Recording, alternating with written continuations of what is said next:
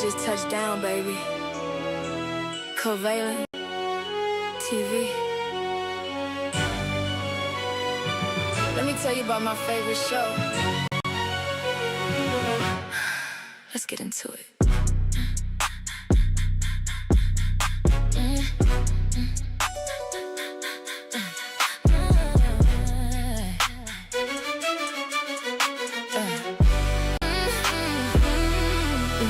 Let me start with the co-host, stepping into the frame, right? The pride of Michigan, yeah. Big Dub is the name. He might struggle with the reading, stumbling over the lines, but the crowd goes crazy every time that he shines. They love him. He's a mailman, yes, but there's no judgment here, none at all. Riding out with Mr. Starks, they making everything clear. The perfect dynamic, holding down the heavyweights. When they hit the live stream, my whole mood elevates. Never stop. Welcome to the one and only Covalent TV. Covalent, ain't nobody touching them on talent, trust me. No way, babe. Breaking down the ring with the facts, data, and statistics. Oh, check the numbers, on accountability, baby. Checking the logistics, keep them in line. The best show going, undisputed and supreme. Got me watching every time they step onto the stream.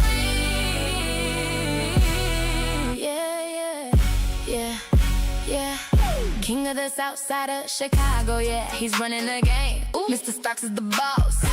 Got me moaning his name, daddy. He's the lead of the host, dripping all of that charm. Got me biting my lip, setting off the alarm. Yeah, he does. Unscripted in his lingo, my man knows exactly what to say. Charismatic on the weekly, takes my breath right away. The way he captures the audience, so dominant, so deep. I'm just watching the screen, losing all of my sleep. We talking pro wrestling, we're really doing it like this. Reviewing all the matches, every segment is a hit. If you want the real analysis, stay at the front of the line. Putting all the other channels in a rapid decline. Put them up against the rest, man, it really ain't fair. The chemistry is unmatched, they're the best on the air. So untouchable on talent, breaking down everything so right. They the only thing I'm turning on late in the night. So turn the volume all the way up, let them speak their truth. From the weekly shows down to the pay-per-view. Nobody does it better, nobody breaking it down. Covalent TV, yeah, they wearing the crown. Covalent TV. Covalent, ain't nobody touching them on talent, trust me. Nobody down the ring with the facts, data, and statistics, yeah. From accountability, baby, checking the logistics. Tell them the best show going, undisputed and supreme. Got me watching every time they step onto the street. Ooh. Covalent, so good. Mr. Starks, Big Dub, yeah, you know what I like. Drone accountability, don't try to hide, baby. We see you, facts, data, statistics. Give me all the numbers, so talented, nobody touching you.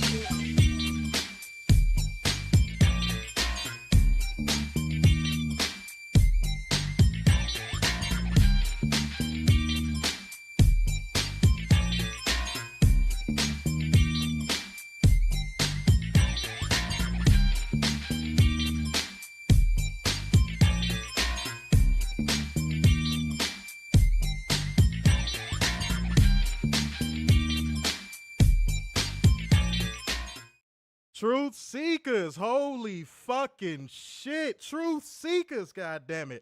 Hold on, wait a minute. Hold on. I know y'all probably like, I know. I hear y'all. But you know what? The motherfucking gods of this shit are back, man. So y'all better act like y'all know in this bitch, man. Like gang, comment gang, share gang, and financial lubricant gang. Y'all better do the goddamn thing because we got a show to talk about tonight, and it has been a long time since we had a show to talk about. So that means welcome to your AEW Double or Nothing 2026 live review. It is your boy, Mr. Starkson. Big Dub. What is going on, beautiful people? You know what I'm saying? What's happening, man? I got on my expensive shirt. It's shining. The skin is looking great. You know what I'm saying? Werner down 3 jars of mayonnaise for this show. I told you that in confidence. You weren't supposed to say anything. It's out there now, just like your sexuality in jail. Oh, Jesus. I know the truth, and everybody in here knows the truth. You can't hide from people. It's not real. You cannot hide from people. You've been trying to hide since we went on a hiatus. So, guys, you know, it's time to talk about WrestleMania night 1. But I knew Werner would like that. You mean Commercial Mania? Yeah, it's time to talk about WrestleMania night 1. No, fuck that bullshit, man. Shouts out to, I'm going to assume that's Adrian Carpenter coming through with the 10 schmackaroo saying, let me find out the Covalent, getting grown to say, hey, man, I've been on that, man. That's an industry I work in. I wanted to know if anybody could guess who that was, though, because that is a very famous women's artist. You know what I'm saying? She could be a little nasty. That's the only hint I'm giving. All right? Y'all gonna go back and listen to it and be like, wait, hold on, wait. Yeah, you know what I'm saying? So, you know, I had to do something slight. You know what I mean? You know, it's more changes to come, but I'm gonna tell y'all what's up real quick because I know, you know, we gotta address the elephant in the room that is not named Werner. See that? So we have to address it. Don't you do that. We gonna put you in a nice zoo. We gonna make sure they feed you. Calm down. Damn it. We gonna make great arrangements for you. Be quiet, Werner. Oh shit, and Mo came through. Mo came through with the 10 schmackaroos on that There ass. we go. Good God. Yes, I appreciate that. Thank you. You're far too kind. But the elephant in the room, y'all like, man, where did they go, man? Where did they go? And my answer to that is there's nothing to talk about. You know what I mean? It was a decision that was made. It was one of those decisions where I'm going to be honest, didn't know if we were going to come back to the show at all. That is something that I can profess. That was not in the cards, okay? And, you know, I'm glad to be talking to all the truth seekers right now. Don't get that twisted. But something that is going to be a thing going forward, and I'm not trying to hand y'all scraps and be like, you get what you get. But in a sense, that's what it's going to kind of be. We will be here. I could guarantee we will be here Wednesday. Tomorrow, we will not be here. Okay? Friday, no guarantee. We'll probably do Clash in Italy. We'll see how things go. We'll see it. But Wednesday, I can guarantee. But I'm going to say this, man. I missed the fuck out of y'all, goddammit. Can I just say that? Can I just fucking say that for 3 seconds, y'all? That I missed the hell out of y'all, man. That's real. Let me put that out there first and fucking foremost. Now, I know y'all like, man, fuck you, man. We don't believe you, man. I know what y'all saying. Fuck you. That's what they saying right now. Oh, fuck you, fuck you. Fuck you, fuck you. Fuck you.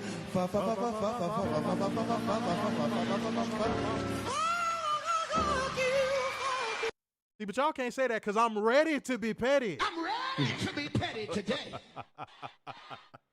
Hallelujah. They like, shut up, motherfucker. I'm ready to be petty. I'm ready to be petty today. Motherfucking soundboard don't even want to play. There we go. That's it. Man, it's good to see y'all. I see y'all saying y'all missed us too.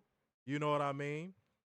And yeah, no, it's no speculation about anything with, you know, fatigue or burnout and no shit like that. It was a lot that led up to just not wanting to be in front of this camera. It don't even got nothing to do with that per se. You know what I'm saying? So without explaining too much, because y'all don't need to know everything, but yeah, man,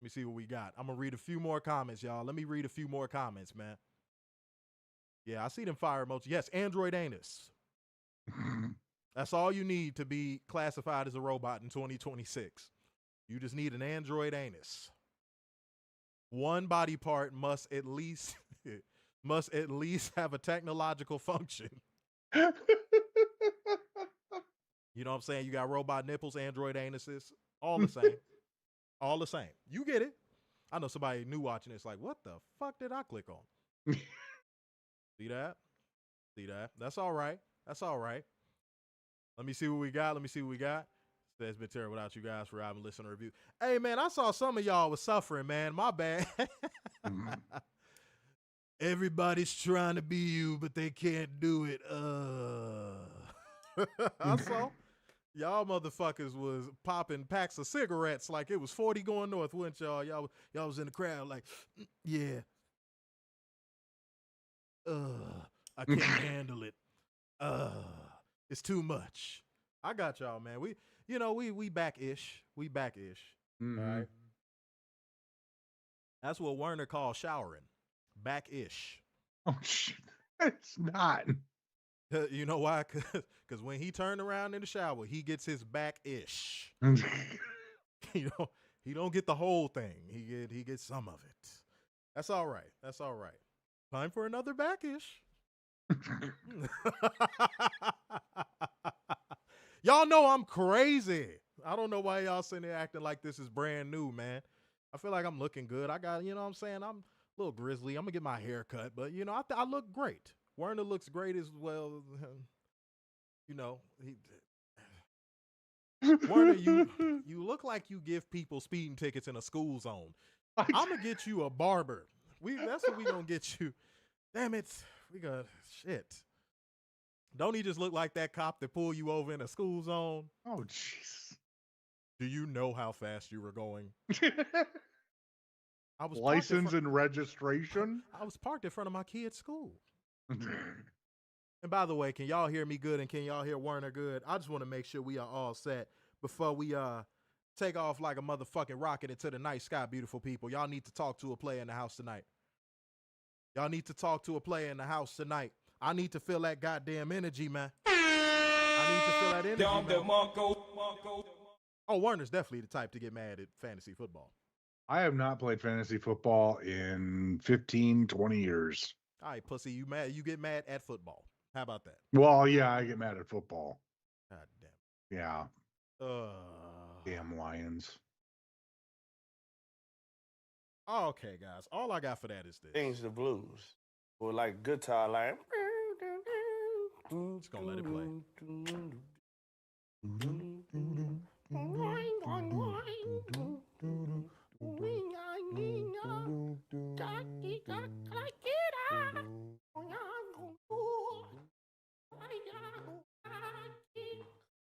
You good, Werner? I'm good. Okay. Just had to let you recover. Had to let you recover. Now, it is time to do what we do best. It's time to drop these ingredients in the motherfucking pot. Y'all know with the pay-per-views, we don't do the typical format. Y'all know exactly how this shit goes, man. You know what I'm saying? We would normally bring you the news. We would normally hold one special. Dumbass! Oh, that felt good. Oh, that felt good. That felt good. Oh, that felt good. Oh, I can't wait to get back to that. Oh, that felt good right there.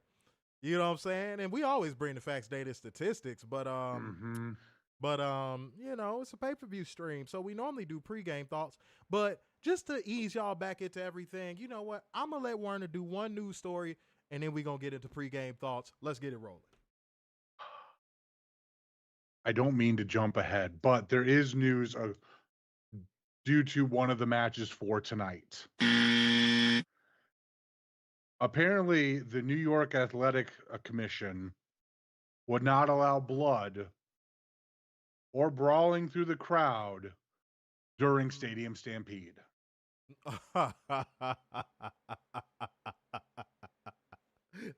Bruh.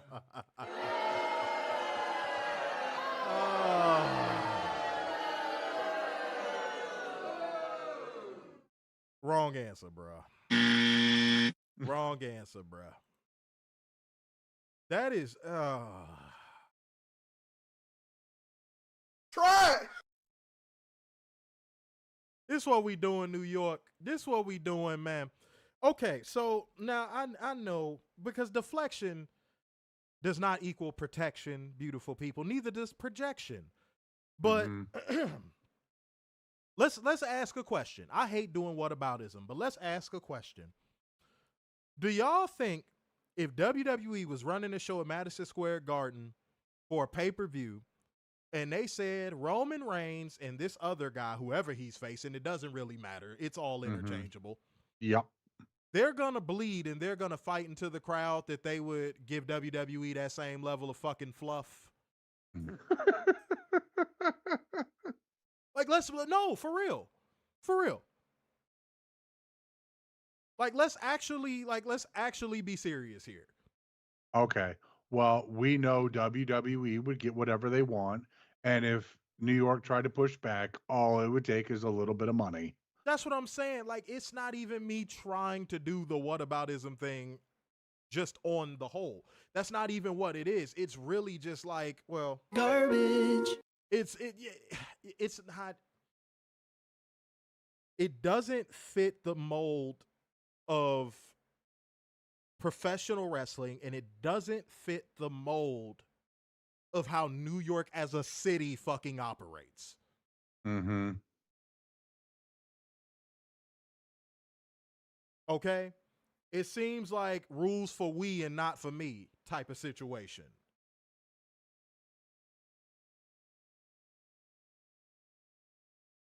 Rules for that guy, but not I.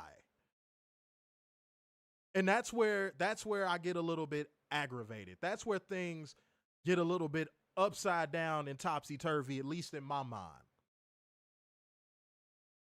New York has been hosting, the state of New York has been hosting professional wrestling since before some of y'all motherfucking grandparents thought to have your parents. Mm-hmm.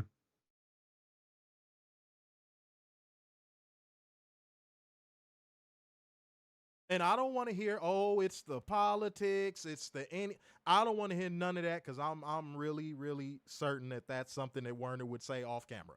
I don't think it got nothing to do with the politics. I really just think, again, this is rules for that guy, but not I.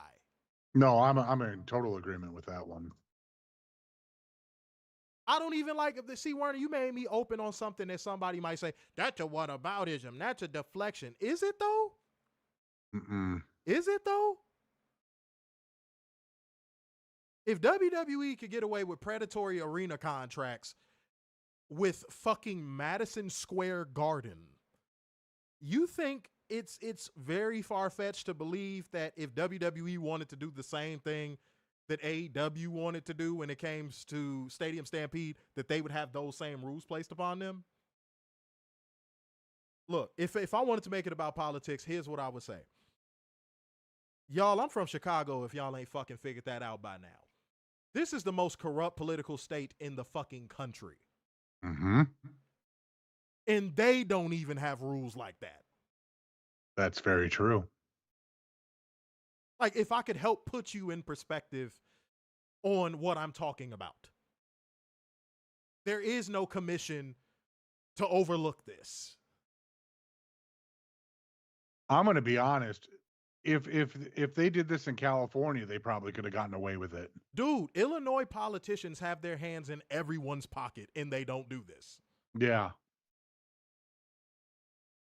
So you got to pardon me. You got to forgive the ever-loving shit out of me if something is a little bit trouty about this shit. You got to forgive me. Now, somebody might say, hey, man, you stretching it. It's not that big of a deal. It still was great. Whoop-de-whoop. That's cool. That's cool. But when you have to take out an element of your match for a rule that you know wouldn't apply to another promotion, it fucking stinks, dude. Yeah. It reeks. Where's the equality for all wrestling? Because I'm sorry, y'all gotta, again, help me understand if I'm revising history in my own mind.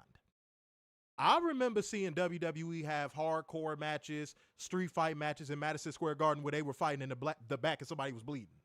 Mm-hmm. And they were fighting in the crowd and somebody was bleeding. So some ain't clicking. Some ain't clicking. I could be wrong. Maybe I'm revising history, but I just some ain't right. Some is very, very stinky. Okay. Mm-hmm.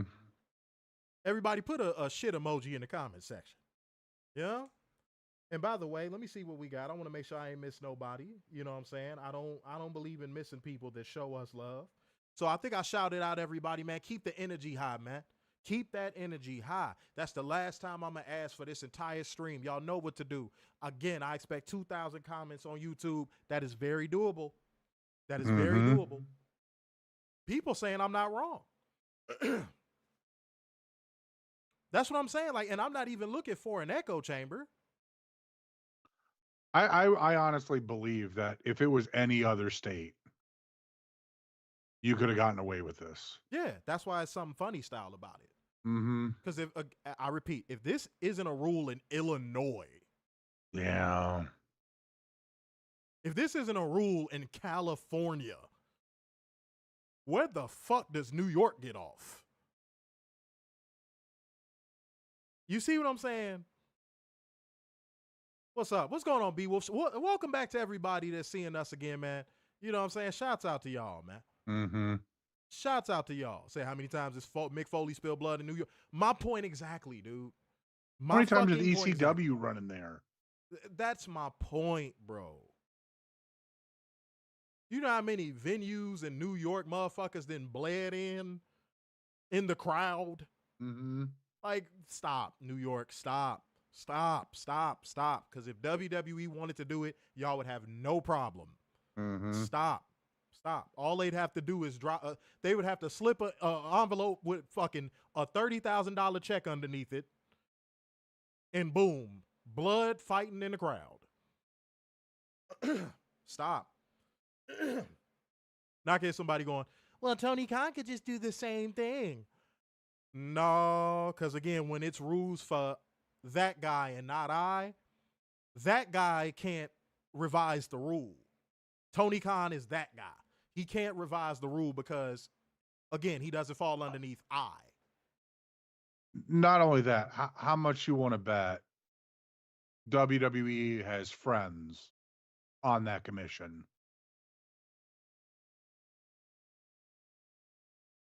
Okay. So, in no uncertain terms, guys, Werner just repeated exactly what I just said. But that's what I'm saying. Said the streets miss Covalent TV, but I love the streets back. You know what I'm saying? I love the streets back. I love them. Now, the bitches from the streets, no, thank you. You can watch the show. You can still show love, but don't come near my penis. Okay? Stay away from me. Women up the streets. You know what I'm saying? Lady of the night, if you shall. Whoa. Yeah. Werner loves the boys of the night. It's the boy of the night. No. It's the boy of the night. No. Slender like a snake, big, tall, and white.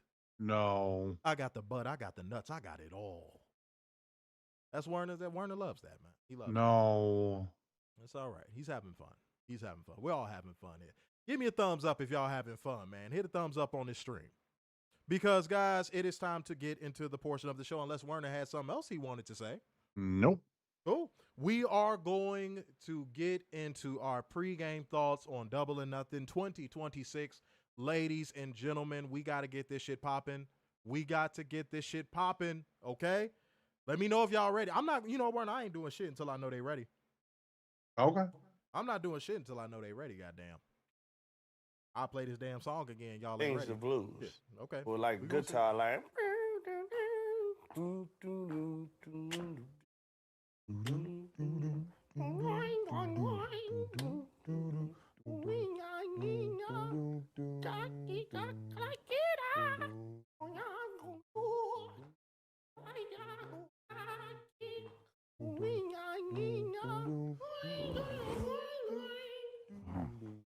She got to really know how to sing, though. I ain't never heard too many Chinese.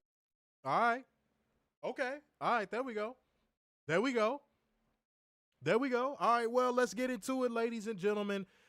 NYC would host Double or Nothing this year, Louis Armstrong Stadium in Queens. And I know what Werner's thinking when he hears that. My eyes are getting weary. My back is getting tight. I'm sitting in traffic on the Queens. Never watched that show. Tonight. And I don't care, because all I want to do is cash my check and drive right home to you. Werner be Never saw that shower. show. Oh, not your shower. What did I call it, y'all? His backish? Yeah. You know what I'm saying? All right. But New York, Concrete Jungle, Wet Dream Tomato. Don't you stop. What is up with the wet tomato? You stop right now. You control yourself. Y'all see him giggling like a little sissy bitch? I'm trying to give my pre-show thoughts. You see him? He over there tee-hee. But pregame thoughts, Tony Khan had an opportunity, and me and Werner talked about this before we even got on camera because we were getting ready. We were nervous. Every goddamn I'm nervous. We were nervous, but I tell you what, we both agreed on this. This was a chunk show. All right, all the people that listen to our streams and record it so they could use it and try and pass it off their talking points, I know y'all are hitting the record buttons right now. This was a chunk show. This was a show where Tony Khan had an opportunity to take a chunk out of WWE's ass. Yet again. And you know what's crazy? WWE has been lobbing these opportunities to him. He hasn't been forcing the subject. Let's say you got a 5-foot rim in front of you. Anybody, most people can, a squidget can dunk on a 5-foot rim. If Magic Johnson tosses you an alley-oop near a 5-foot rim, what are you gonna do? I know most of y'all are thinking clean the ball off first and then dunk it. But what are you going to don't laugh at that, people. That's not funny. It's terrible. It's a terrible thing. He's cured. He's healed. He is healed. Werner is not. He is damaged. If you see him in GameStop in the pre-owned case, don't buy him. Don't buy him. The CD is going to skip. Don't buy him. All right? Nobody wants skipped mayonnaise. Okay? But you going to dunk that motherfucker. And that is exactly what fucking WWE has been doing. They've been tossing Tony Khan these Magic Johnson lobs on a 5-foot rim. And Tony Khan is just like, don't mind if I do. Right. Now, to get to a point of where you deny what I'm saying is true is to be in a state of drone delusion. Now, if you think I'm wrong about it, then in which case I implore you to jump into this comment section right now and tell me how I am wrong. Seriously, I want to know in all seriousness what makes me wrong about what I am saying. Because I can back up what I'm saying by just simply saying this. Even the reception I was watching this show receive as it was going on is vastly different than what I've seen with AEW pay-per-views even 2 years ago. Yep. It used to almost be like this 80-20 divide type of thing where 80% of people, mostly drones and fair walkers, were shitting on the pay-per-view as it was happening. It was dominating your feed. You couldn't get away from it, even though you knew what you were watching was good. Great even. Excellent. But now that shit has not only flipped, but now it's like 90-10. I see an absolute wave, a tidal wave, a tsunami wave of people praising the AEW pay-per-view. And then you see these drones and these fed walkers trying to nitpick any small thing that they possibly can to try to ruin your experience of the show. But the beauty of what is happening right now is now I am starting to see something that I did not see before. people are laughing at these weirdos. Mm-hmm. They're ignoring them. Something I've been telling people to do since 2019. Just ignore them. Here's when I knew it was bad. This ain't even drone accountability, even though it does feel good. Dumbass! This ain't even drone accountability. Here's how I knew they not even scraping the bottom of the barrel. They just scraped it so goddamn much that they digging into the fucking earth. When I saw them trying to talk about the Vita Coco mascot in the pre-show, Yeah. I said, "Oh, they don't know what to do. They don't know what to do. They're stuck. They ain't got nothing. They got nothing. Mm-hmm. They sitting at the motherfucking poker table bluffing on every turn. It's not working. It's not working.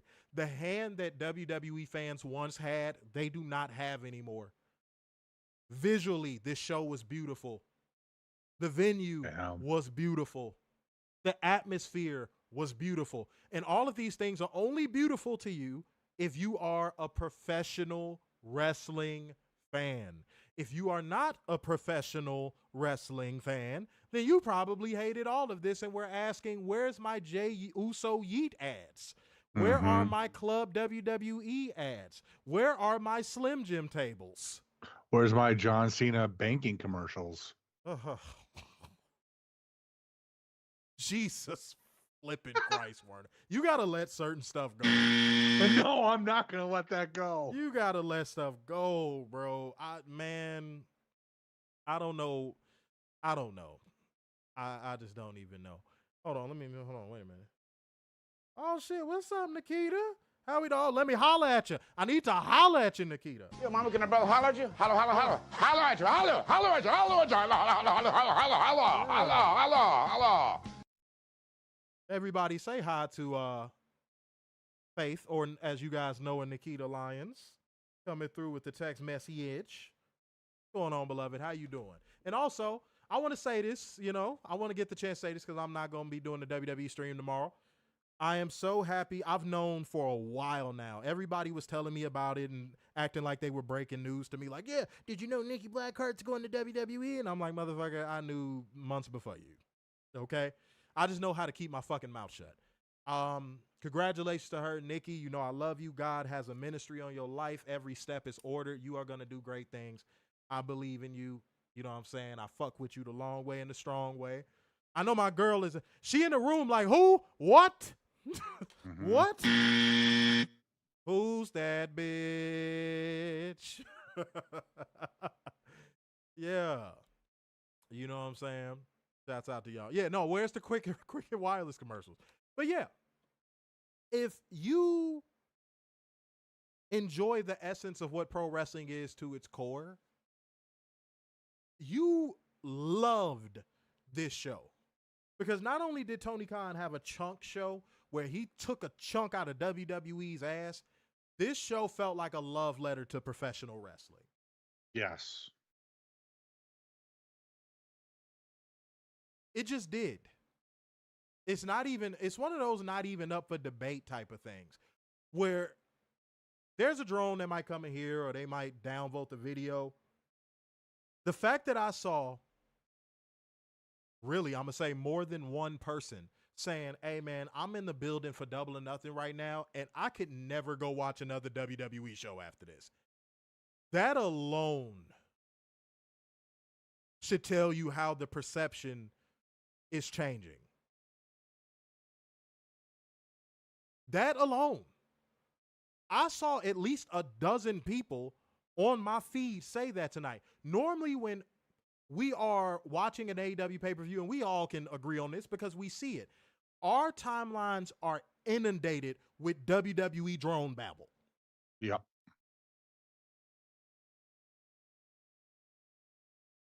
The fact that we all just got to sit back and enjoy this show is a beautiful thing. Now, I know there might be somebody watching going, why are you bringing them up? You're bringing down your show by talking about WWE. No, I'm not. I'm addressing something that is happening for the first time since we've been covering AEW. This is the first time I've been able to watch an AEW pay-per-view without seeing fucking drone propaganda. I'm not bullshitting. I'm not bullshitting. This is a first. It was refreshing.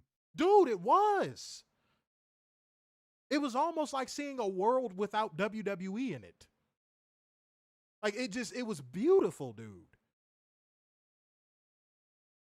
And when I did finally stumble upon people that was hating on it, again, all I saw was the Vita Coco mascot. Motherfucker, you support a product that had I Show Speed in a Prime bottle costume. Mm-hmm. Do I even need to say more? And between the two, let's actually look at the products. If we gonna go there, let's go there. Let's actually, coconut water versus Prime. Do y'all know what is in Prime? Dude, with how much shit they got in there, they might as well put lead chips in that motherfucker. They might as well put lead chips in that bitch too. And if you drink the energy drink, you could test positive for heroin. And then let's do it like this. Let's do it like this. Hold on. Let's have a little more fun. Y'all want to have some fun? Do y'all want to have some fucking fun? Let's have some fun.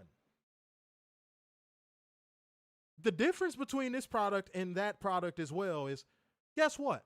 The Prime bottle was in a fucking main program matchup at WrestleMania 40. Mm-hmm. I had to see I Show Speed in a Prime bottle costume in a main match on the main card at WrestleMania 40. Y'all got Jelly Roll on y'all main cards. I would shut the fuck up. The punter too. I would shut the fuck up. Y'all had Travis Scott main event WrestleMania. This is not stuff that happened 5 years ago. All of this stuff I'm saying did not happen way back when. Y'all gotta stop. Y'all gotta stop. I'm telling you. Because now y'all just embarrassing yourselves, dude. Now y'all are just embarrassing yourselves. So my pregame thoughts over all of this. It was good to actually enjoy the show. Oh, and I know y'all want me to talk about it. I am not talking about that bullshit. I'll just say this. Motherfucking, y'all had a main event segment on SmackDown be a gingerbread man funeral segment.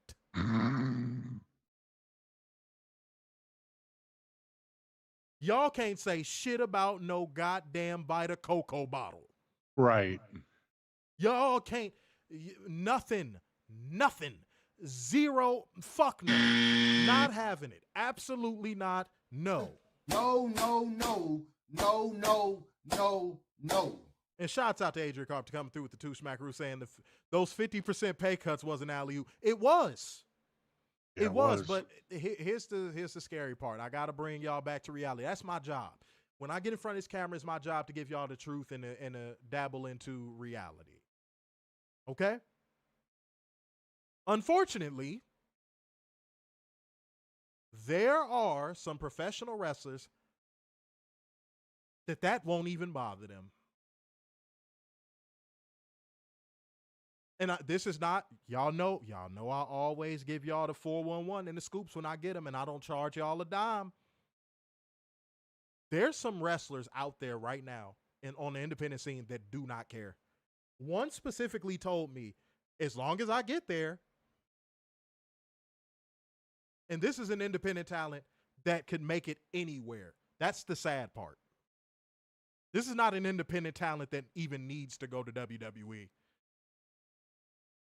Let that sit on your brain for a little bit. And you know I'm not going to out you. I'm not going to do that. We cool, but like, yeah. Some of these wrestlers don't care. But also, this is also insider information, a lot of them fucking do. Don't get it twisted. Because there's some that don't care, don't mean it ain't a hell of a lot of them that do.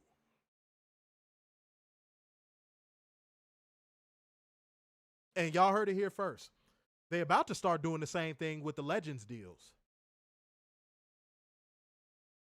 And from my own information, I know that they already cutting back on them royalty checks real tough.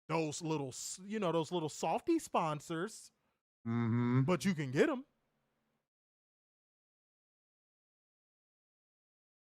Yeah, it's not going to be like Lululemon, but you can get some sponsors. Yeah, Like, what's to say Nike doesn't show up? Boy, you took the words right out of my mouth. I was just about to say that. Holy fucking shit. I was about to say, who's to say, like, what if Nike one day just goes, you know what, we gonna fuck with you. We gonna come over here and shop with you real quick. Then what? Because that would be massive. Let's put that out there right now. That would be massive. But finish your pregame thoughts, Warner. No, that was the big one. That again, opportunity knocked tonight, and I think AEW knocked it out of the park for the show, business-wise, TBD. But I think it looks bright after tonight, and with the fans in the arena, which that place, Daryl, that place looked gorgeous tonight. Oh, it was beautiful. That was a beautiful venue. It over-delivered as a venue because you come into it, you don't know what to expect. Mm-hmm. That place was gorgeous. The fans were into it. That place rocked tonight. And respectfully, between me and everybody watching us live right now, I told Werner, there's no way possible that I can go from the high of watching this show to going to the absolute core of the earth low to watch Raw tomorrow. There's no way. The quality gap is that large now. Not to say it wasn't large from the very beginning, but now that quality gap between AEW and WWE is so large that I made a new rule for myself. There's no way after an AEW pay-per-view I will do a Raw. It's just no way. Mm-hmm. Like, for my own mental health, there's no way. That's real. That gap is too fucking big. It's like a human being trying to get a running start and jump across the Grand fucking Canyon.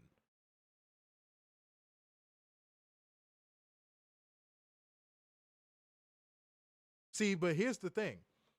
There was nobody to report and observe the gap and take a picture of it for proof and evidence. There was no one there because the media all sucks WWE's dick, right? Mm-hmm. But now there's photos and evidence of how wide this quality gap is between WWE and AEW. AEW is so good now that even ESPN is like, you know what, man, we gonna report on them again. Mm-hmm. It's dude, it is massive. Like, is there anybody here that disagrees? And now y'all got this honor and privilege. Now every single one of y'all can look at these people telling you there is no gap. You can look at them and go, no. Go watch this. Now there's enough game tape. Me and Werner said that was the biggest problem back in the day when AEW first started. They didn't have enough game tape to where you could go, look, here's a sample size. Now they do. Even in their worst quality year of 2023, and guess what? I told Werner, here's the irony. Their worst television quality year was 2023 because they were trying to imitate whom? WWE. Oops. But even in that year, the pay-per-view quality didn't take a dip.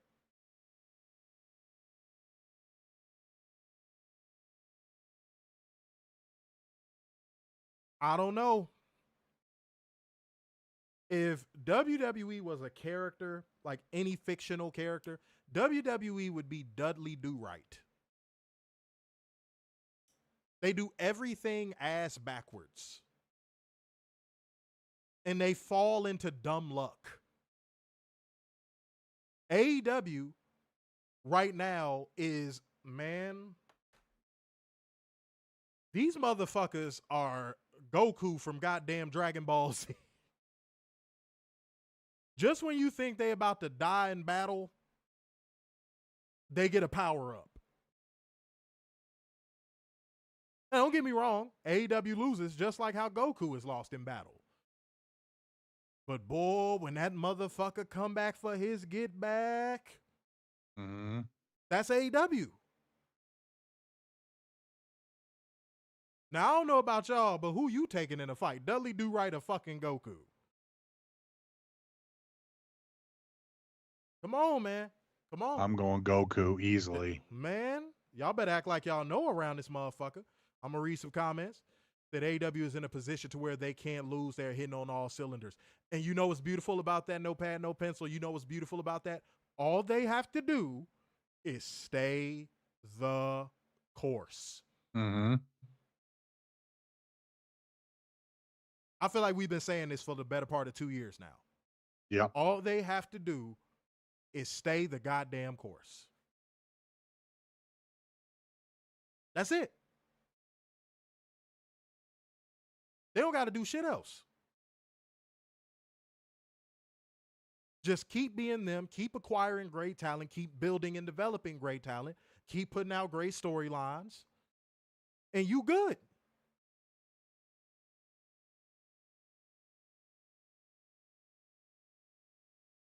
But something else that is good is when y'all support the show. And y'all know how y'all can support it. I ain't got to tell y'all. Keep that support rolling in. Any other pregame thoughts you got, Werner? Nope, that's it. All right, I'm going to read a couple comments and we're going to get into this main show. We are just under an hour, man. We are making phenomenal time. You know what I'm saying? Normally our pay-per-view streams are close to 2 hours, but man, it look like we might have this one wrapped a little under 2 hours. Yeah? The New Orleans would be better. The New York Commission would still have their WWE nails and their keister if they did Madison Square Garden. See, but here's the thing. All of the people that are saying, oh, well, they shouldn't go to Madison Square Garden. They should keep doing the venues they're doing. I don't think y'all understand how war works. To all the people that keep saying that, I don't think y'all know how war actually works. I don't think y'all know how to play the game of chess. I don't think anybody saying that has never read the Art of War book. There's no way. Because if you have and you know why I'm saying what I'm saying, you wouldn't be telling me, no, they shouldn't do that. They shouldn't do. You wouldn't be saying that. I swear to God, you wouldn't be saying that. You wouldn't. I know you wouldn't. And here's the reason why. Because if Tony Khan finds a way to get into Madison Square Garden, that is a blow that I personally do not believe WWE reputation-wise can recover from. And I'm going to tell you, I'm going to give you an example. I'm going to give y'all an example, a recent one that anybody can remember. Do y'all remember that ass-whooping Kendrick Lamar put on Drake? It would be like that. Drake dropped 3 albums and nobody gave a fuck. Kendrick Lamar didn't only do damage to Drake in that battle. I was one of the main people. After I heard Euphoria, I said Drake will never be the same after this. I didn't even have to hear Not Like Us. I heard Euphoria and I was like, he can't recover from this. There's no way. It was done after Euphoria. Not Like Us was the victory lap. That's what I'm trying to tell you. Tony Khan going to Madison Square Garden would be Kendrick dropping Euphoria. It'd be them superpowers getting neutralized. I can only watch in silence. The famous actor we once knew is looking paranoid and not spiraling. It would be, dude, I'm telling you, that would be AEW's Euphoria. That would be checkmate.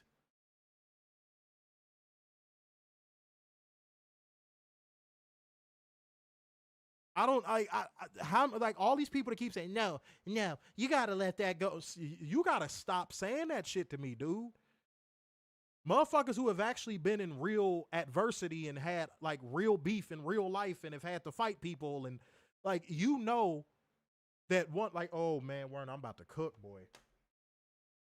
I'm going to give y'all an example of some street shit. I'm going to go to some street shit. If you really want to piss your motherfucking op off, you ain't even got to fight him. You ain't even got to shoot at him. You ain't even got to do nothing. Fuck his bitch. Mm-hmm. Watch that feud go to a whole nother level. Fuck his bitch. Fuck your ops bitch. That's what that would be. That'd be that shot where WWE, it'd be like that Meek Mill soundbite, get up. WWE would have to get up off the mat after something like that. And that's why people don't want AEW to do it. That's why WWE put in that phone call to Madison Square Garden and then put in the phone call to the media to tell everybody, Madison Square Garden doesn't want them in there. That's my treehouse. You think that shit is a coincidence? Man, y'all motherfucker. I'm giving all these fucking trash-ass podcast talking points right now. Motherfucker, dude, y'all better act like y'all know we the best at this shit. Mm-hmm. Man, stop fucking playing, bro. That's what it really is. It's not about just going to the venue for historic purposes. No.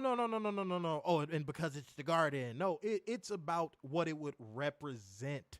It would represent pro wrestling winning.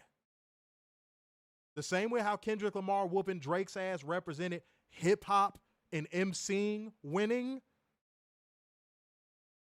And then he sued him. Yeah. That motherfucker is Supac. But just like that, see what I did there? But no, seriously, just like that, that's what that would be.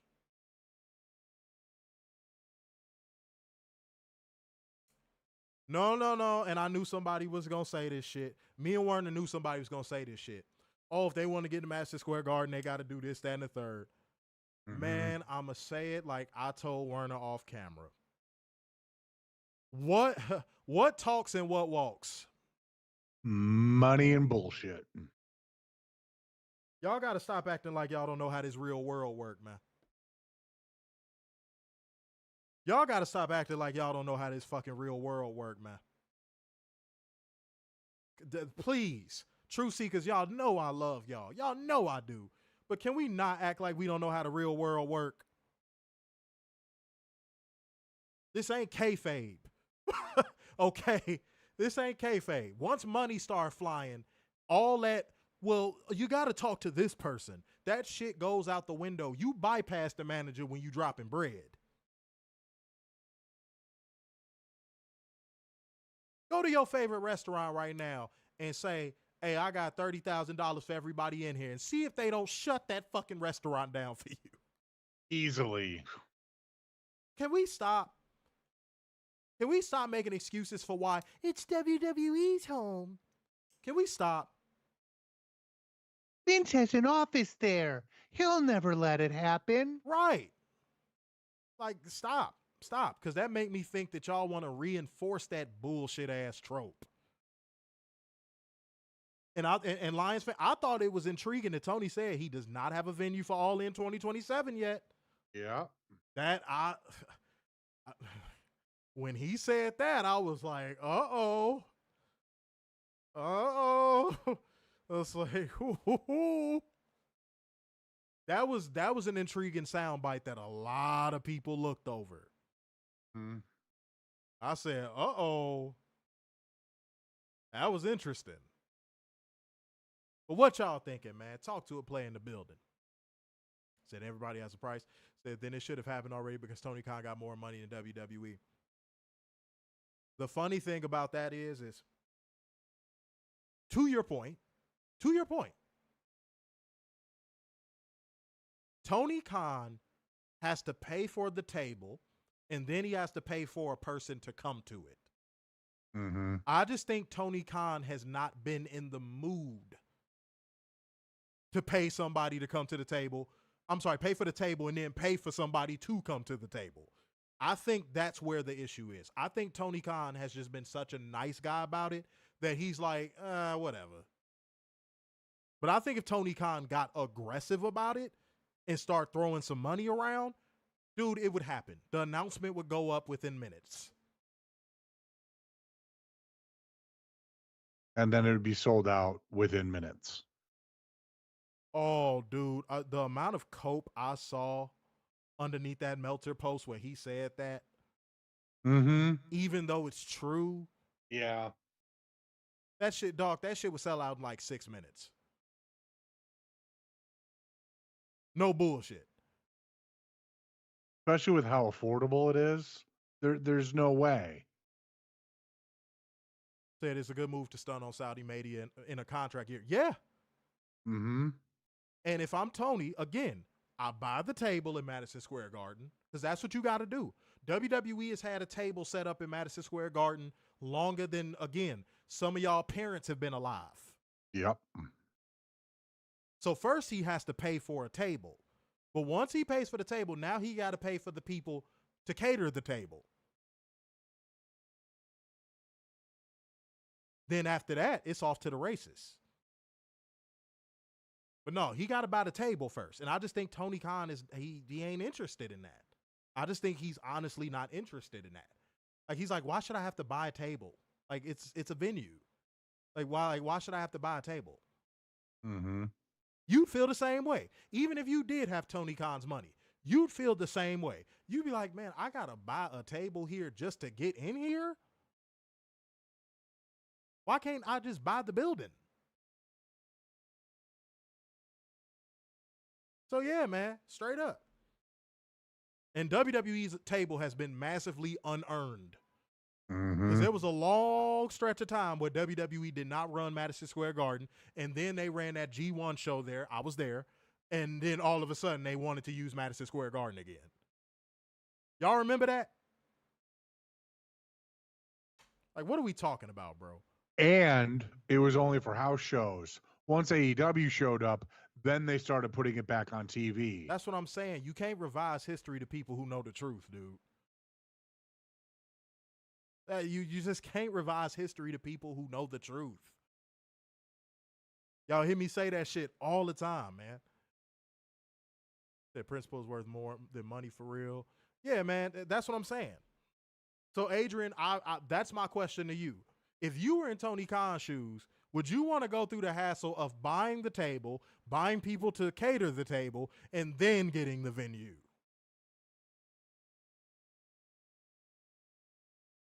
But now, if I'm Tony Khan, I don't give a fuck. I don't give a fuck. I do it. You got WWE product-wise against the ropes right now. Do it. Fucking do it. Just do it. Said their table got pigeons on it. That's funny.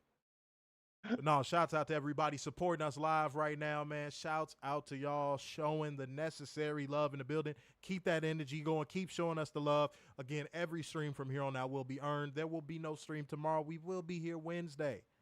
Friday is up in the air, but we will likely do Clash in Italy. We shall see. But earn your streams, y'all. Earn your streams. All these other streams, well, what am I saying? Y'all know. Go ahead. Where are we at on comments? Oh, shit. We check that right now. Hold on. At not a damn enough. I know that. Oh, okay. That's where I know we at. Okay? But, guys, it is time to get into the show. Let's go ahead and kick off with, oh, God, I don't know if it's 0 hour or the buy-in. Was it the buy-in this time? The buy-in. Okay, there we go. Let's get it popping. All right, we kick off with Renee Salmon Croquette in the ring and introducing for the first time to an AEW ring, Mick Foley. Surreal. Awesome. Only word I got for that, surreal. Mick got on the mic and said this was one of the biggest nights of his life. Also got goosebumps. He said AEW was the reason he fell in love with pro wrestling again after 15 years. 15 years ago, he had lunch with Tony Khan, who he considers a friend. WWE was at home like, my vital organs. Boy, I know that shit hurt. I'm sure Hunter was like, that's not what we do. Hey, that's the extent of his anger and shit. Hey, hey, that's not what we do. like, shut up. Shut the fuck up. Go ahead, man.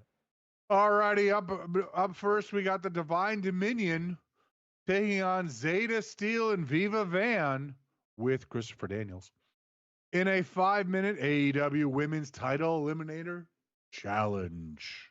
Quick notes. That's what we're going to do with this whole thing. Quick notes. Zeta Steel has a shit ton of talent. Viva Van has a shit ton of talent. Yes. But I'm going to be honest. I got to be truthful. I love y'all both, Zeta. You know, I rock with you and you rock with us. Boy, they was looking shaky, baby. They looked nervous, dude. Them legs was wobbly on a couple of them spots, man. Zeta kind of got it back, and Viva kind of got it back, but, like, it was rough. It was rough. The Divine Dominion did their thing, though. They did their thing. It wasn't on them, but, like, yeah, they got, you could tell they were nervous, for sure. But go ahead. No, I completely agree with you. I think that they were not right. They were too nervous for the moment. And I think Divine Dominion just did their thing like it was just another day at the office. Yeah, no, Zeta's the truth, man. It's just everybody has an off night. And I think this wasn't even an off night per se. I just highly believe that they were that nervous. Mm-hmm. It was like they didn't have their legs underneath them. That's how I knew they were nervous. It just didn't even look comfortable. I mean, this has to be the first time Zeta's been in front of 15,000 people. Yeah, probably. You're going to get nervous in front of 15,000 people. You're going to fumble. You're going to do things that you don't normally do. Yeah, if Michael Jackson got fucking nervous before going on stage. Right. You see what I'm saying? Yeah. So no. That's all that was. So I have no problem giving him a pass on everything. And by the way, again, guys, is my audio quality good? Can y'all hear me? Do I sound low at all? I just want to be sure. Because my levels look like they coming in just a little low. So I want to make sure before I adjust anything, okay? And then y'all like, motherfucker, too loud. See? But continue, sir. All righty. So Divine Dominion won, defeating Zeta Steel and Viva Van when we got a double choke slam on Zeta Steel, which then Bane pinned Steel. Post-match, Bane wiped out Christopher Daniels with a running boot and drove Van to the mat with another double choke slam for good measure. Then we got TJ's music hitting, coming out with Anna Jay and Ty Mello with a pipe and board in hand, causing Bane and Cross to bail. Ooh. Your mama, can a brother holler at you? Holler, holler, holler. Holler at you. Holler, holler at you. Holler at you. Holler, holler, holler, holler, holler, holler, holler. Uh-oh. They came out with what, Warner? Pause. A pipe and board. Pause. Damn, you be coming out with that all the time. Warner's never seen a jail he doesn't like. Shut up. That's all right though, man. I ain't say nothing. But you always get so angry. We got to get you some like a Xanax prescription or something. What's wrong with you, man? Look at this motherfucker. He's like, ooh, drugs. Yes, I do believe legal prescriptions. I do believe Anna Booty has re-signed. I do. Yeah. I firmly believe that they got a new Tron and the whole shit. I do. And good. Piping wood. Bruh. What the hell? Oh, Jesus. Oh my God. No. It was a board. I said board. Now you're making everybody fucking bored. Can you keep goddamn reading? Jesus. Alrighty, up next we have the Ops. What consisting. The fuck? Hold on. Did y'all just hear him? The Ops. Damn, dog. What the hell was that? Why are you barking at people? The Ops. Motherfucker he just had an outburst on the microphone. Did y'all hear that? Shit, go ahead, man. Alrighty, we have the Ops, consisting of Hook, Ciabatta Bread, and Anthony Bowens, taking on the Death Riders. Hold on. Who put Fuego put AWPS in all caps? Ops. That's exactly what he fucking said it like. It how he spelled that is exactly what you Go ahead. See, I know I don't be tripping, bro. I know I don't be tripping. Go ahead. Versus the Death Riders, consisting of Claudio Castagnoli, Wheeler Yuta, and Daniel Garcia, with Marina Shafir. A sexy ass. Mm-hmm. Jesus, I don't even know if this is the right button, but I'm going to try it. I'm like, goddamn, you dirty bitch, you dirty bitch, you dirty bitch. I'm rusty. I don't remember the soundboard. I'm staring at the buttons like an old man. Is this the right one? I don't know what I'm doing. I lost my touch. Go ahead.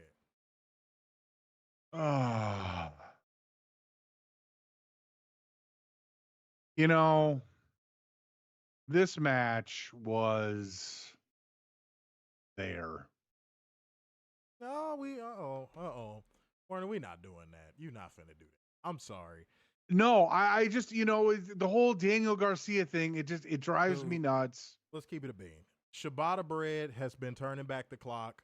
Yes. I liked Claudio's performance in this match. All Werner could think about was piping wood. No, you know what I'm saying? But no, those were the two MVPs of this matchup, in my opinion. Was definitely Claudio and Ciabatta Bread, because Ciabatta Bread looked like he getting him some pussy again. I don't know what's going on with him or what has snapped into him. But that pause, by the way.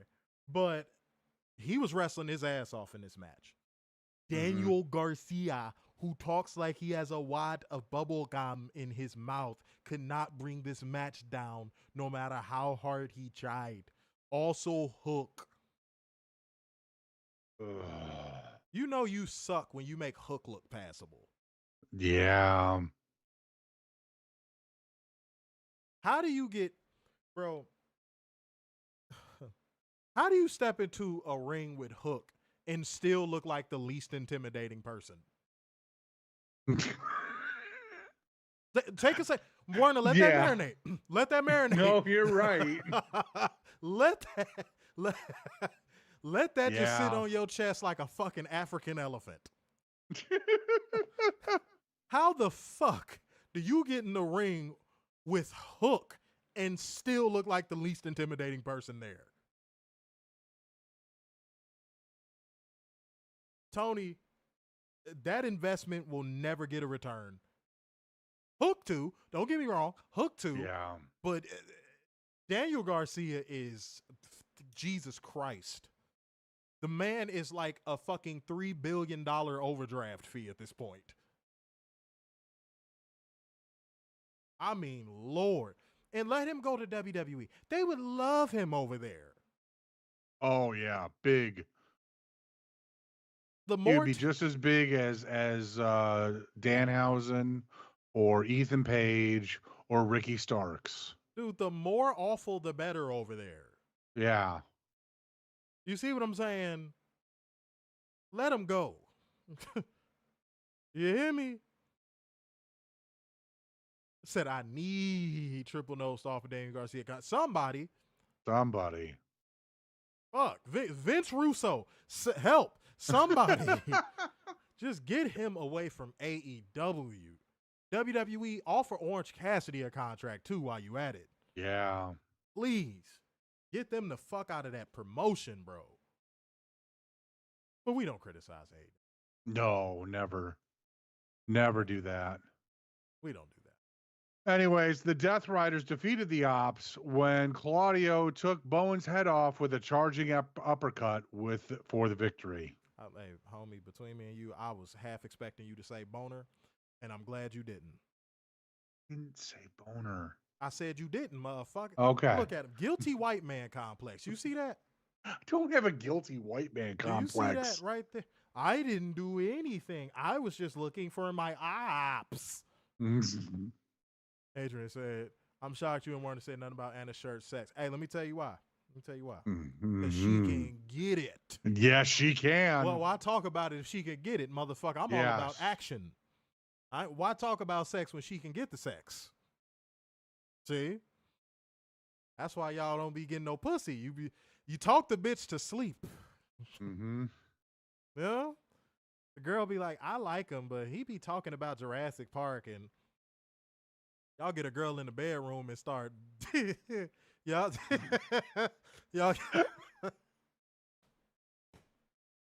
get a girl in the bedroom and start talking about the dumbest shit.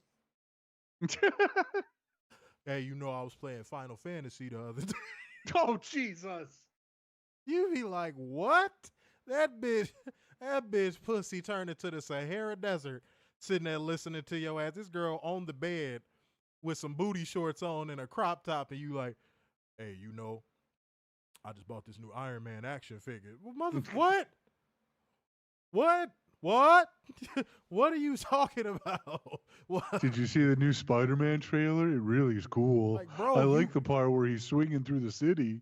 Dude, you have her there. The courting's done. She's Right. there. Boy, y'all fellas, know y'all talk yourselves out some pussy, boy. I wouldn't even be saying if I ain't see that shit happening to one of my homies in real time. I was like, brother, she's on the couch.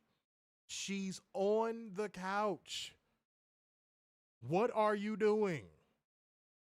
I ain't even come downstairs. I tried to help him out. I was like, I ain't even gonna come downstairs. I'm gonna let him just go ahead and get his Crackalations chapter 6, verse 7 on. I was like, I'm gonna let him. This motherfucker said, yeah, I'm airing you out, bro.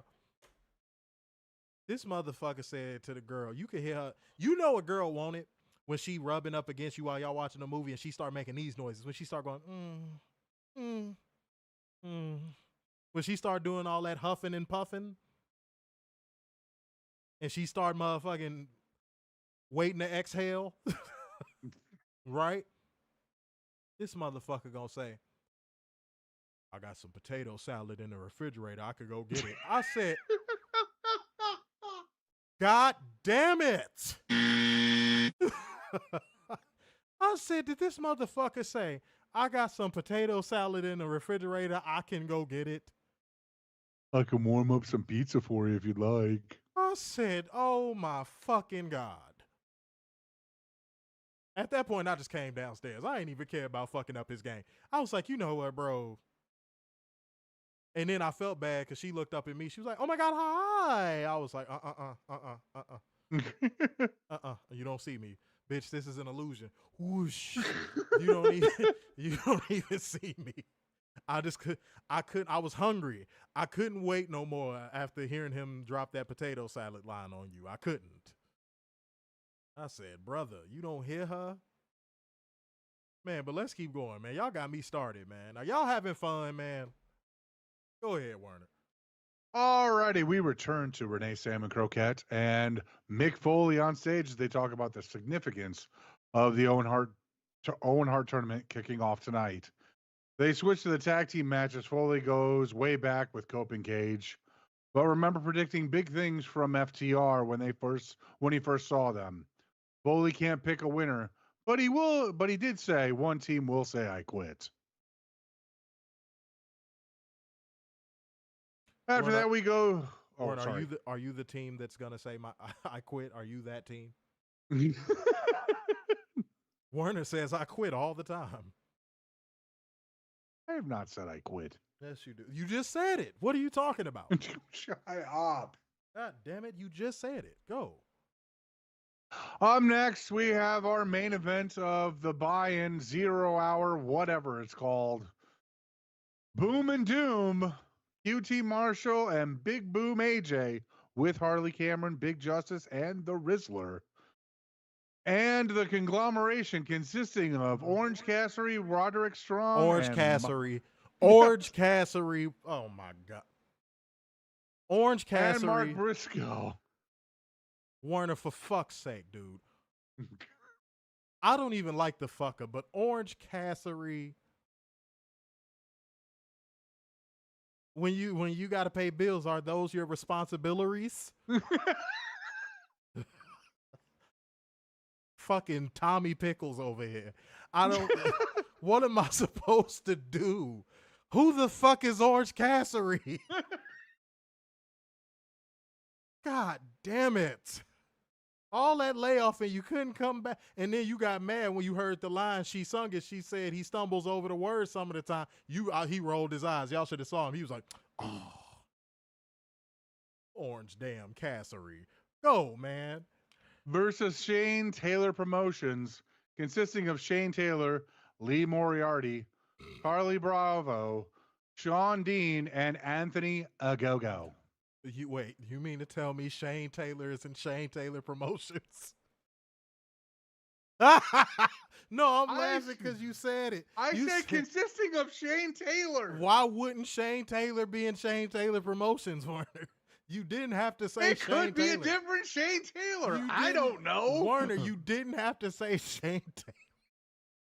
Shane Taylor Promotions consisting of Shane Taylor. What? Dude, you are on a roll. Oh my God. This motherfucker is on a Kaiser roll. Go ahead, man. Boom and Doom and the conglomeration defeated Shane Taylor Promotions when AJ pinned Bravo. That consists of Shane Taylor. In case nobody knew, Shane Taylor is in this group. Post-match, the baby... Don't try and move past that. Go.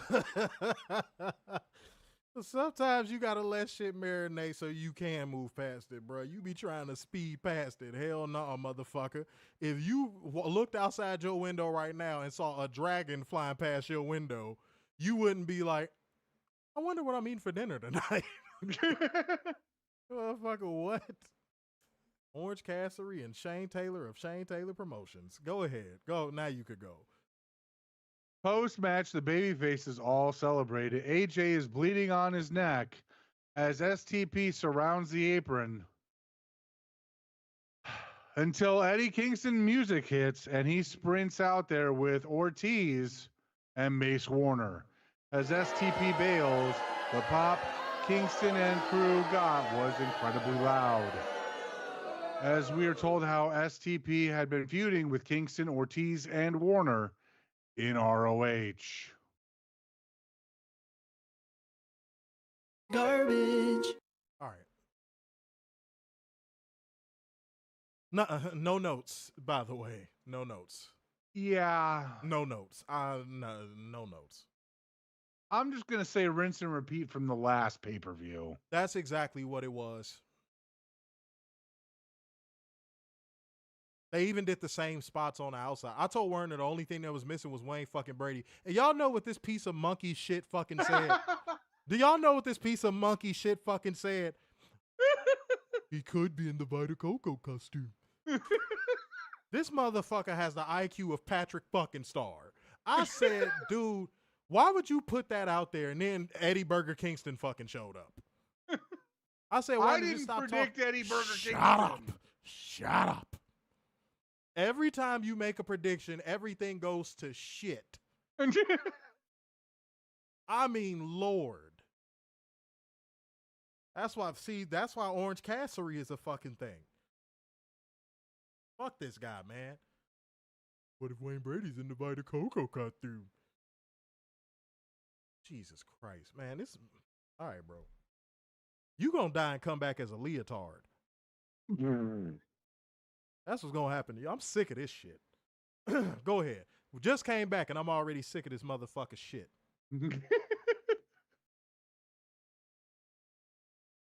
Still don't know who was in the Vita Coco, suit. Just saying. Motherfucker, you eat your pubes for breakfast. Now shut up. What the fuck? Sometimes I wake up in the morning, I like to saute my pubes before I eat them. What the fuck? Fuck off. Why would Wayne Brady be in the Vita Coco costume in Queens, New York? Fuck. Pissing me off, man. Just annoying, bro. Like, fuck. Go, man. Alrighty, up next, we have Renee Sam and Crocat back with Mick Foley in the ring to put over Eddie Kingston again before talking about the main event for tonight's show. Foley predicts big things, but talks about MJF playing not to lose. Foley talks about all his injury and his metal hip, while MJF has hair from Turkey. Foley predicts Darby Allin goes home with the AEW World title. MJF storms to the ring, no music, screaming, "No, no, no, no!" Renee got the fuck up out of there. And we have MJF and Foley in the ring together. MJF runs down the crowd saying he didn't care about the fans' opinion more if they weren't stupid enough to believe the Knicks were going to win a championship. Speaking of people who let you down tonight, Darby Allin, who says he is the same as Foley, underdogs who, when their backs are against the wall, they lose. Foley said for a moment, let him take this in. He never thought he'd have this feeling again in his life. So thanks, MJF, for giving that gift to him. What? I didn't mess up. Keep reading then. Go ahead. If you didn't mess up, why would hit dogs a holler? I ain't even say you messed up. I am humming the Lord's music. Are you a devil worshiper? No, I'm not a devil worshiper. Do you know Nato Jacobs? I don't know Nato Jacobs. Do you know Nato Jacobs? I don't know Nato Jacobs. That's what I said. If you don't know Nato Jacobs, I don't know Nato Jacobs. Foley said yes, he's lost a lot of matches, mentioning Dwayne, who got booed. Boo Dwayne. Always boo Dwayne. And said none of those matches did those happen in 2 minutes or less. That's not a loss. That's a disgrace. Foley told MJF to put his big boy pants on if he wants to deal with Allin. Foley was content to steal the show. Allin is not. He is willing to retain the AEW title and take MJF's hair. Foley said MJF got wavy hair tonight and he'll wave it goodbye. I like that line, but here's what I love the most about it. Quick notes. Mick Foley showing he never lost that touch on the microphone. Mm-hmm. That ability just to draw people in on the microphone is so special and so rare. And Mick Foley has it. He's always had it. And it was just good to see him enjoy himself and take it all in, pause if necessary. Pause. It was, man, I enjoyed it. I absolutely enjoyed it. And I saw somebody say it was a great hook to, get people to buy the pay. Yeah, agreed. Mm-hmm. Agreed. It's like he got his smile again. Oh, man. I'm not trying to bring that up, but honestly, he looked happy, unlike when he was at WWE. I don't want to wait. Oh, for Jesus. our lives to be over.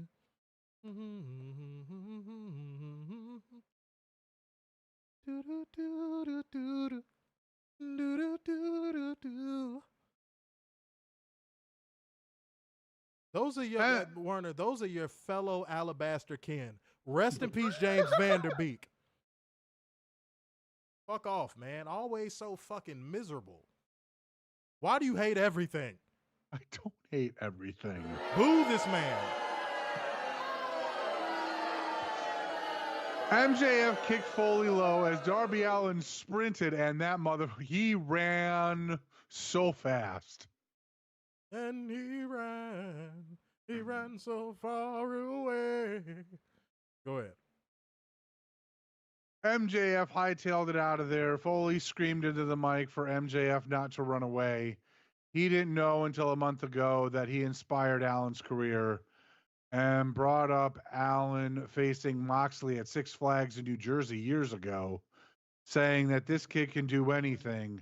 And Foley stuck around to watch just that. Foley said, like himself, Allen was the weird kid, never picked for stardom, but showed you can, and told Allen to win one tonight for the weird ones and show that you can be a legend.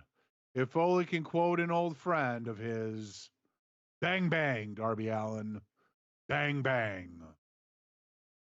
So if you didn't mark out like a little giddy child in that moment, again, Right. you are probably not a fan of professional wrestling. Just keeping it a bean. And yes, Mick Foley in his prime in AEW would have been D Shiznit. Absolutely. Mm-hmm. I agree 100%. Mm-hmm. But this was an excellent segment. It was an excellent segment, an excellent hook. And yeah, no, I enjoyed this thoroughly. I did. And y'all let us know how y'all felt about it. And also, if you want to drop a bang bang, you could do that too. Werner drops bang bangs off at the prison all the time. For free. He don't even charge nothing. He is a charitable bang banger. I don't go to prison. Recently. Ever. He had to take a break. I don't ever go to prison. I've never been to prison. Will never go to prison. He had to have anal surgery, so that's why he hasn't been recently. Oh, Jesus. Anal surgery. Not for everybody. He is a tough man. Everybody give a round of applause for Werner's toughness. You know what I'm saying? Let's give him a round of applause. Let's do it. I'm like, goddamn, you dirty bitch, you dirty bitch, you dirty bitch. We're so happy for him. We love you, Werner. We do. Uh-huh. We do. Go ahead. All righty, we're at the main card, kids. Our first match of the night. Fitter, Dax Harwood and Cash Wheeler with Stokely versus Cage and Cope. Christian Cage and Adam Copeland in an I Quit New York Street fight for the AEW Tag Team titles. If Cage and Cope lose, they must retire as a tag team. It's late, so let's go to quick notes. We don't want to keep these people up.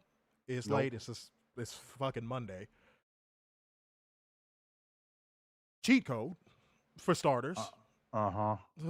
It feels good to say cheat code again. Okay? Cheat code for fucking starters. Next thing, the way this match was laid out was 10 out of 10 perfect. The layout of this match is something I adored to my core. If you did not enjoy the layout of this match, like I said at the beginning, you may not be a professional wrestling fan. This match had that storytelling that you WWE fans seem to think every match in that company has. This was actual in-ring storytelling. And both teams gave everything they had. What more could you ask for? Go ahead. You know, we talk about love letters to pro wrestling. This whole show was a love letter, but I think this match alone was a love letter to pro wrestling. Because you got everything in this match. There was this was everything in the kitchen sink. There was nothing left on the table in this match. Cage and Copeland turned back the clock. Fitter worked their asses off. This was great. Dude, the crowd was hot as fuck. The crowd was insane for this match. You fucked your mom chant and then turning it into a song was great. And the call back to the flaming table spot with Edge and fucking Mick Foley in the same building is beautiful. You know when they saw each other backstage, they were just like, you motherfucker. Yeah. And to think, and this is also something that's not off the table, they could have one last match. They could. What if they were... on- Wait, what if they were each other's retirement match? Has anybody pondered that possibility? Has anyone sitting here pondered that possibility? I'm sure Adam Covalent would probably want Christian, but Yeah. hey, you never know. You never know. But go ahead, sir. All righty. Cope and Cage defeated Fitter when Dax Harwood said, I quit, while getting a sharpshooter and spike to the head. Okay, so beautiful people, tell me what your favorite moment of this match was. Tell me what your favorite moment of this match was. You know what I'm saying? Let's have a conversation. Okay? What was your favorite part of this match? I just told you what it was. The callback to the flaming table spot. On the tables? I remember that watching was that really live. good. Dude, I remember watching that live when it happened. There's just so much in this match. And then Stokely selling like like he got Yeah, struck. Stokely selling was great. Dude, he sold that like he got struck by the Holy Ghost. Uh-huh. It was absolutely hilarious. I give credit what credit is due. Burned his bald and everything. Mm-hmm. Go ahead. You know, I think anytime Christian got the mic, because you never knew what he was gonna say, he was very unpredictable with that. And that was a great part of the storytelling. People telling us don't forget about Beth. No, we know Beth was there. We know Beth was Yeah, there. we saw Beth. Yeah, Beth was there. Yeah, She I thought cried Beth after they won. I thought Beth was gonna go through that table too. I'm not gonna lie to you. Mm. I thought she was gonna do it for the love of the game. The Dex Hardwood going through the ladder was my favorite spot.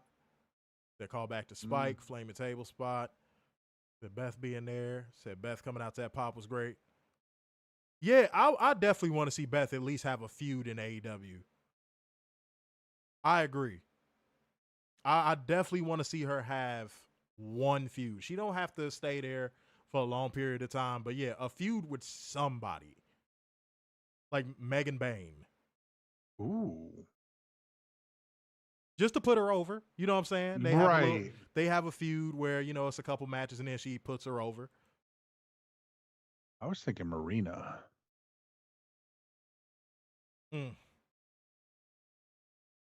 It's a possibility. I'm not Yeah. gonna sit there and say it's wrong. It's a possibility. Yeah. For sure. But we'll see.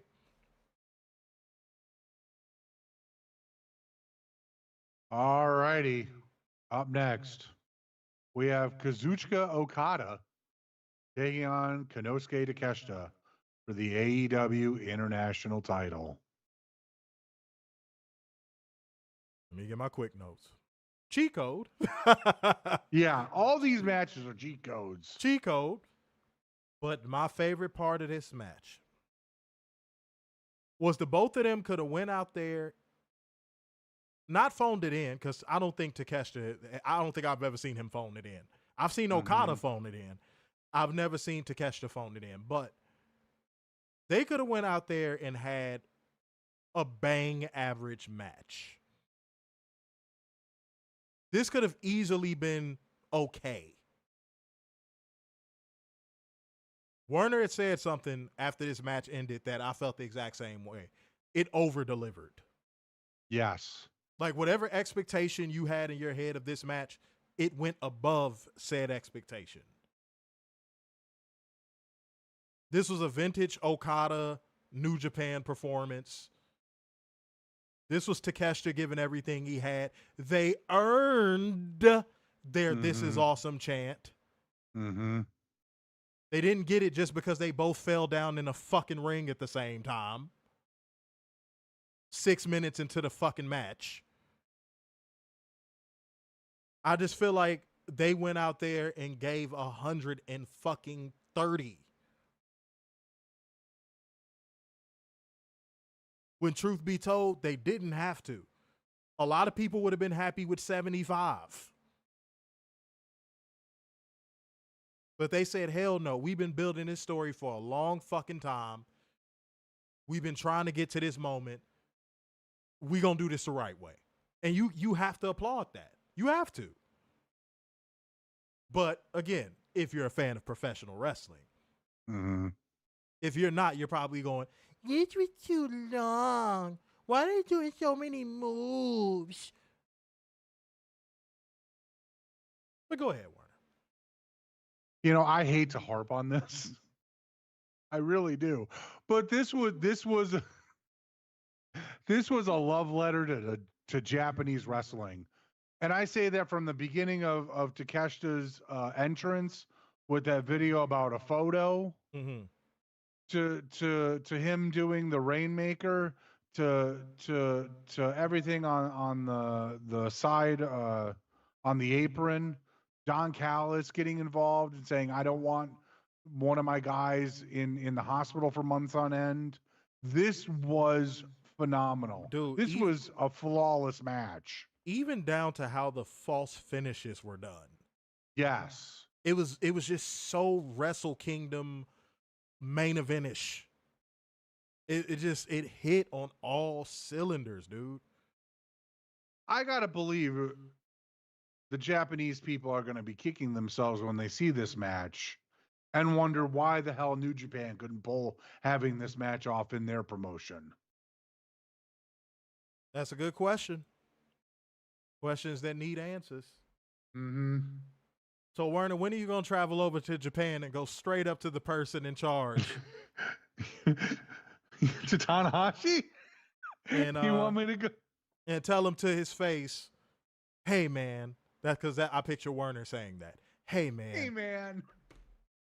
Why couldn't you do this here? Huh? Huh? And he's going to go, mayonnaise-san. That's what's going to happen. Then he's going to kick him in the fucking throat and, yep. Then Werner's going to get sent back to the United States. That's going to be the whole story. That's going to be the story. Go ahead, Werner. All righty, Takeshita won, defeating Okada with a Raging Fire to win the title. Beautiful moment. Post-match, yeah, it was a great moment. Beautiful moment. Post-match, Mark Davis, Rocky Romero, and Don Callis joined Okada in the ring and stood across from Takeshita. They teased like they were going to have a falling out when Kyle Fletcher's music hit, and out walked the Proto-Star in a snazzy suit. Snazzy. This bitch-ass motherfucker just say snazzy. I quit. I'm done. I knew I shouldn't have came back. Motherfucker snazzy. All right, bro. You got it. You got it. You got it. Go ahead, man. Listen to him. Tee-hen like it's something funny. Good God, man. As he ditched the jacket and stormed to the ring, Fletcher seemed to stand side by side with Takeshita before staring down Okada as the Callis family retreated, leaving the Proto-Shida hugging it out with Fletcher presenting Takeshita with the international title before taking his head off with a lariat. Leaving the Proto-Shida. Mm-hmm. Okay, Werner. You got it, bro. Keep going. Callis has a huge smile on his face as Fletcher picks up Takeshita and spiked him with a brainbuster. Okada. Why would Robert randomly put Orange Cassidy in the comment section? That's the first thing I saw when I looked up, man. Go ahead, man. Okada and Fletcher both went to pick up the international title as Okada let it go, backed off as Davis and Romero picked up Takeshita so Fletcher could deck him with the title shot.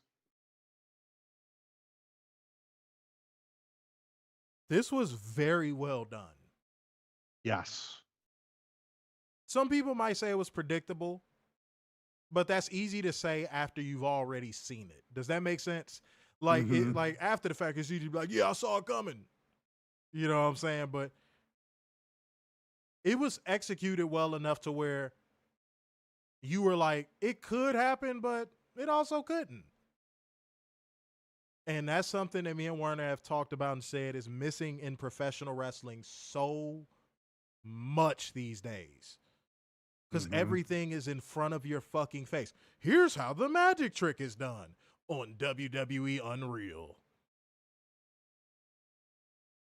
So when you see moments like this get pulled off and they're executed this well, man, the round of applause in the comment section, man. Y'all better stop playing. I know it's late. Who said Kyle Snazzy Fletcher? Mo. That's what Werner calls his boyfriend. Come here, Snazzy. I don't have a boyfriend. Then when he make him mad, he be like, you sniveling Snazzy, I can't stand you. This is real. This is real. No, it's not. By the Our Belly Life documentary. Oh, Jesus. He calls it In the Life and Times of Mayonnaise. It's coming out soon, and so is Werner. Okay? No, I'm not. He wants the world to know. He's got to let it show. Oh, Jesus. He loves Diana Ross. Everybody got to love Diana Ross, to be fair. But, oops. Quiet part loud. Even Mike was in that motherfucker. He was in that motherfucker getting his supreme. It's all right. It's all right. Shouts out to Diana Ross. Some of y'all are still hit Diana Ross to this day with y'all freak ass. Okay? But go ahead. Already up next, we have the women's ROH champion, Athena, taking on Mina Shirakawa in the Women's Owen Hart Foundation Tournament quarterfinal.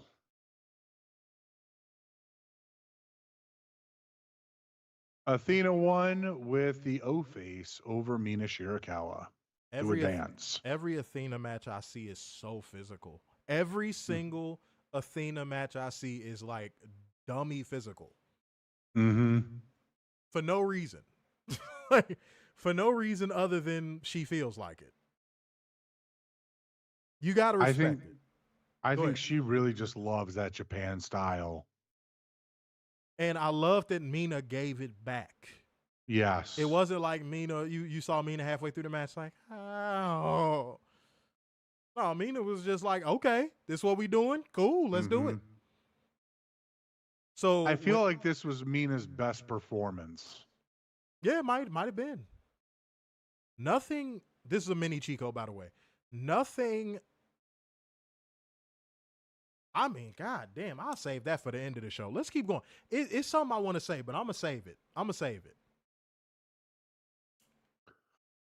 All righty, up next, we have Jon Moxley taking on Kyle O'Reilly in a no time limit match for the AEW Continental title. Cheat code. Big cheat code. Cheat code. Just like the Takeshita Okada match, whatever expectation you had going into this, it went over that. Now, somebody might say, why? There might be some people watching us right now where they're thinking we dick riding. How can we be dick riding when this match incorporated every element of their previous matchups, including the fact of the matter on commentary where they're saying Kyle O'Reilly has gotten the better of Jon Moxley every time they faced each other. And actually breaking down the record and breaking down how Kyle O'Reilly defeated him. And they actually even commentary went in depth into why this match is important as the match was happening, which is why so many AEW fans say anybody who criticizes this product and says, I don't know what's going on, they didn't show a vignette or a video package. That's how you know those people are in bad faith, because even on commentary, they were telling you the story. They just got to open their ears. Like, bruh, I'm so tired of these people with these fucking bad faith criticisms because now y'all are the minority. The majority are enjoying. I said this before we even went off. AEW fans are enjoying and loving the product they're getting. Yes. So how the fuck are you going to criticize a product that the entire fan base pretty much fucking enjoys? That's what makes y'all sound twice as stupid. Warner, do you hear AEW fans complaining? I have not heard one complaint. Because I don't hear AEW fans complaining at all. And this was one of those matches. It was man, I'm about to hit y'all with a memory. Y'all about to be like, oh, memory unlocked. You remember when you used to go to the grocery store with your parents and they had a candy in the motherfucking checkout line and your parent would be like, nah, that's bad for you. I'm not getting that. Your teeth gonna fall out, blah, blah, blah. And then one day your parent just say, grab 2 candy bars. And you go, what? That's what this was like. It was like Tony Khan was like, I'm just going to give you 2 candy bars. Just here you go. Here you go. Don't tell mom. You know? That's what this was. Mm-hmm. This was the candy bars for the people that actually paid attention to the product. This was the Ferrero Rochers for the people who actually pay attention to the product. It was enjoyable, and it did what it was supposed to do, and then some. Proceed. The cheat code for me. These two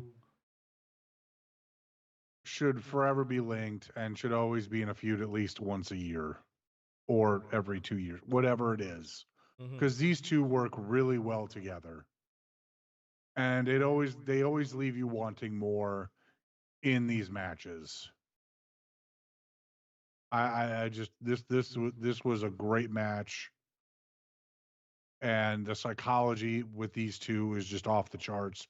Something you will never a match like this. You will never see a match like this in any other company, to my knowledge. I mean, it was just an amazing match tonight. But Jon Moxley defeated Kyle O'Reilly by making him tap out to retain the Continental title. Post-match, the Conglomeration and Death Riders both came out to tend to their stablemates as Moxley got to his feet and offered a handshake to O'Reilly and accepted. Moxley tossed Marina Shafir his title and stood tall. Now, guys, I'm going to let Werner speed up a little bit on this show. We just going to go to quick hits because it's late. I know y'all tired. I know y'all happy to see us back, but I know y'all tired too. Okay? Mm-hmm. You know what I'm saying? Playback gang is going to be in here tough. It feels good to say what's up to the playback gang. Yes. But you know what? I'll do this one real quick. Joey Samoa, if you shall. But Samoa Joe going against Willith Ospreay the third in a men's Owen Hart Foundation Tournament quarterfinal match, where Willith Ospreay at the third would pick up the pinfall with his second hidden blade. And ladies and gentlemen, if you haven't figured it out by now, we are going to go cheat code for this one as well. The sense of urgency in this match was dope. Will Ospreay working like he is hungry and he wants to get to All In is a really dope touch on this matchup. Samoa Joe being Samoa Joe per the usual. Go ahead. You know what? This felt like a dream match tonight. They worked like this was a dream match tonight, and they knocked it out of the park. I thought both worked well. And again, they could go again, too. I just enjoyed this match. I hope to see this again. And I can't wait to see Will move on and see his next opponent. Jace Parker Davidson with a good comment said, Mox's attitude and mannerisms were on point. In WWE, they couldn't pull this off because you'd have Cole screaming something stupid. Correct. Yeah. Correct. Yeah. 100% correct. And that still happens to this day. And real quick, Adrian said, commentary always breaks down the backstory every week, but these grifters just want them to do videos like WWE. No, it's refreshing to watch a pro wrestling product where, hey, this match just ended. Let's go to the next one. Yeah. Instead of, let's swing to this Cricket Wireless commercial and then this Subway commercial. See? Oh, no, that second hidden blade was nasty. Yeah, that was nice. Yeah, that was nasty. But Willith Ospreay III working that aggressive assassin type style is, personally for me, my favorite style that he wrestles. That's the best style that he wrestles. I know he can't use it every match, but when he does use it, it is dope. It's real dope. Go ahead. I did have a thought for this match. Mox should have stayed, and just hung out in the front row with everybody and watched. That would have been a nice touch. I think that would have helped us. I think that would have moved forward the story a little bit. That would have been a nice touch. I don't disagree with that. That would have been a nice touch.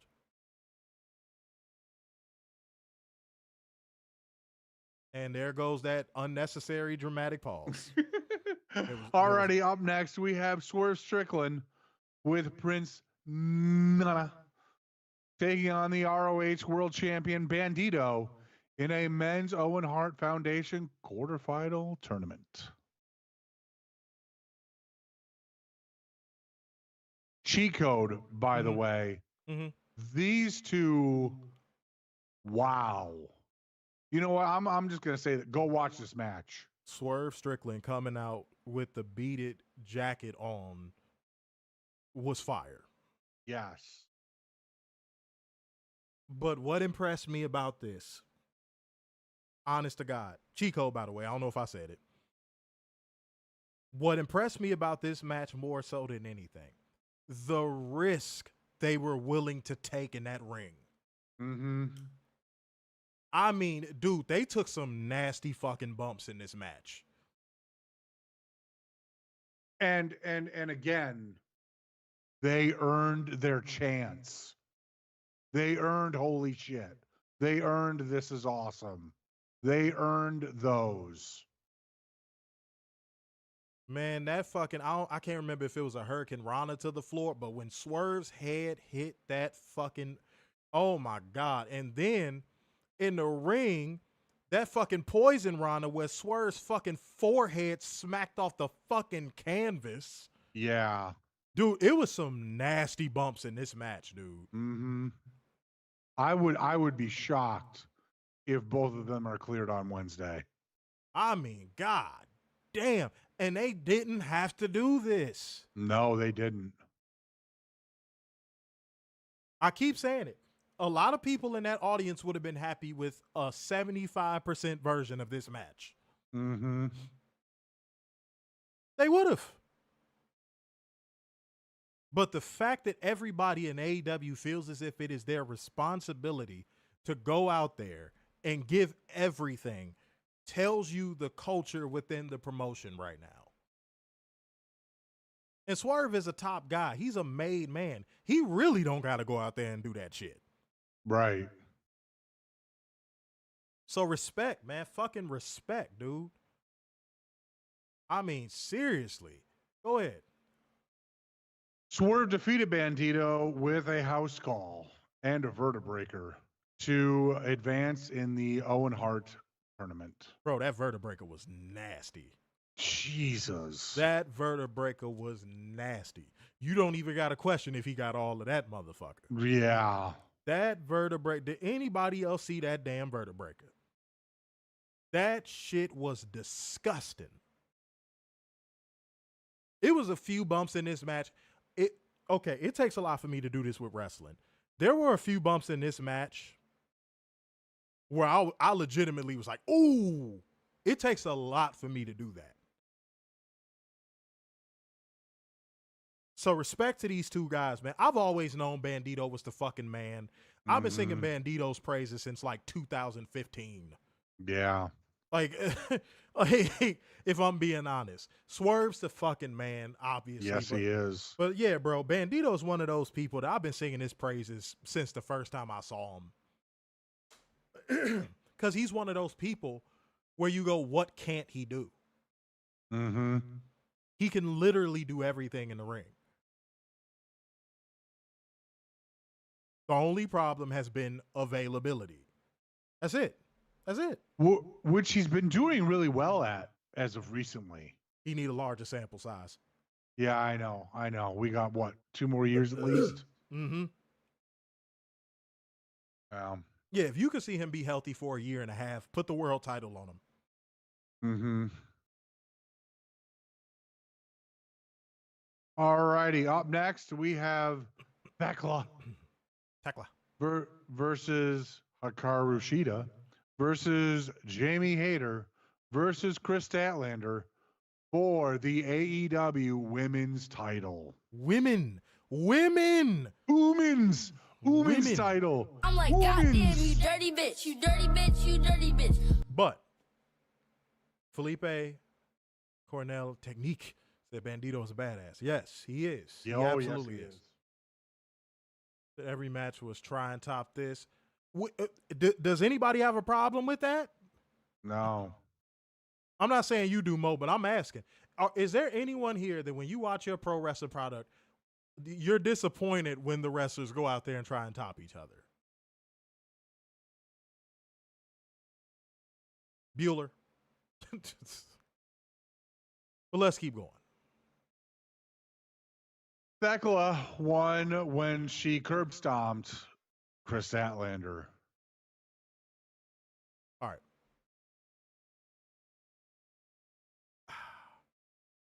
Mini cheat code.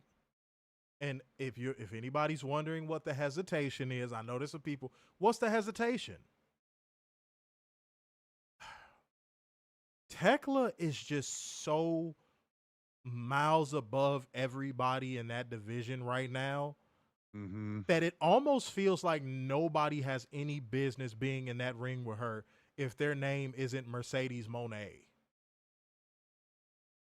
Or Tony Storm. Yeah.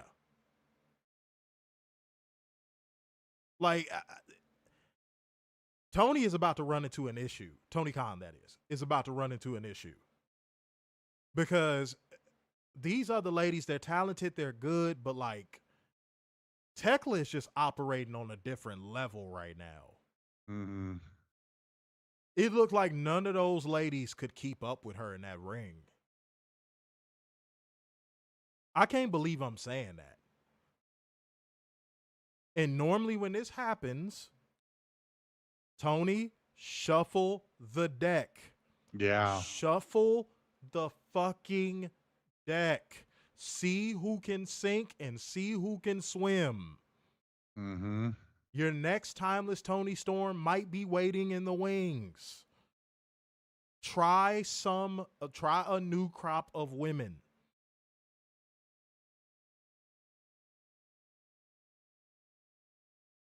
I'm dead serious. You have a big enough roster to shuffle the deck. Like, and bruh, give some people some opportunities. Try Persephone in that world title slot, not as the champion, but like in a feud. Like dude, try Athena. Like, just shuffle the fucking deck. I think people have not gotten over them, but like they're not as intrigued to see Shida, Hayter, and Chris Statlander as world champion anymore. The intrigue isn't there. It was hard to suspend disbelief for this match because who wants to see that belt come off of Tekla right now? I don't think anybody.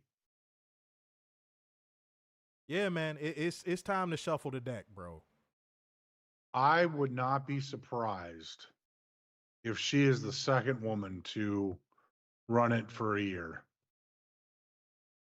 Maybe. I wouldn't be surprised. I'm not saying that it'll happen. I'm just saying I wouldn't be surprised. But yeah, Tony, just do. I mean it from the bottom of my heart, bro. I'm just trying to look out. Yeah, Maya World, just Zeta Steel, just try something different, dude. Iron. Yeah, it's something. Get some new gunners, bro. Get some people that They could try for it at least. And if they swim, they swim. If they don't, well, you know where to slot them. Deonna Purrazzo, Serena Deeb. It's too many ladies in that motherfucking promotion, bro. Mm-hmm.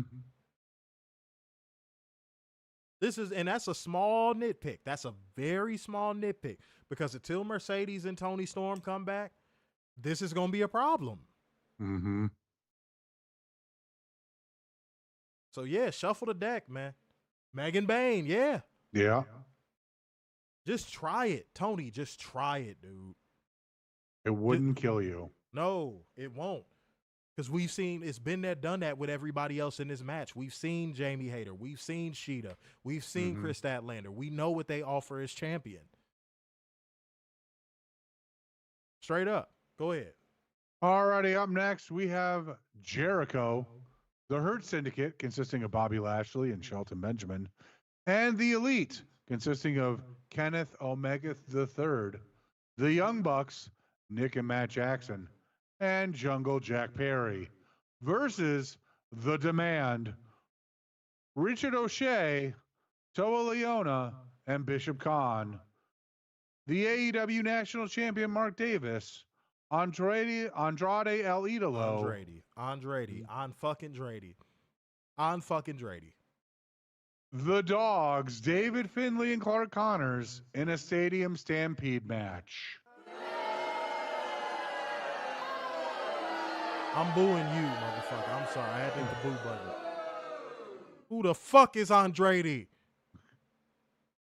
Slip of the tongue. Were you trying to say androgynous, Werner? No, I meant to say Andrade. Okay, you meant to say androgynous. I got you. This match, and when you told me that thing with the New York Athletic Commission, now it makes sense. This match got into second gear, and it felt like it was getting ready to go into third. And just when you thought it was finna go into third, it ended. Yep. And Werner telling me that explains a lot. Now it makes fucking sense. They probably had to, no pun intended, cut so much out of this match from a visual standpoint because of that bullshit.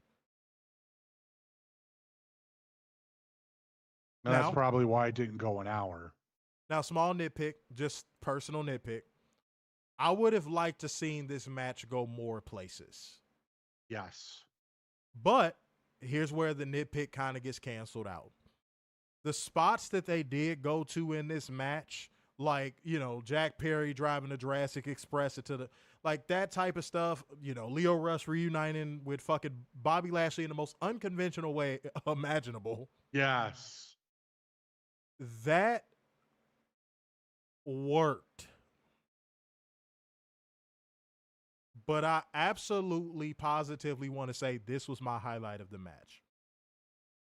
I don't know who gave Kenneth Omega III some cocaine before he went out there, but that motherfucker was working in 8 times speed. Yes, he was. I haven't seen Kenny work like that in a decade. Yeah. That looked like prime Kenny Omega out there. And I'm like, of all matches for him to snap back into this. Yeah. Stadium's fucking Stampede. Of all matches, bruh, I don't know what got into Kenny, but that shit, man, do it again. Pause if necessary. Pause. Go ahead. Jericho won the match with a lion salt on Richard O'Shea. I am Gumby. I am Gumby. I am Gumby. I smoke a cigar. That's what Kenny Omega did in that intro before the match, and he almost died. Post-match, I smoke a cigar. Jericho set up a final table ringside, did the Sabu pose, and put himself through the table as tribute. And you could hear the tribute made Taz emotional. That was a beautiful as he thing, didn't man. know Jericho was going to do it. That was a beautiful thing, dude. It really was. Small, subtle, but beautiful. By the way, this was a cheat code. I am Gumby. Oh no, yeah. Alrighty, kids. Wait. Hold on.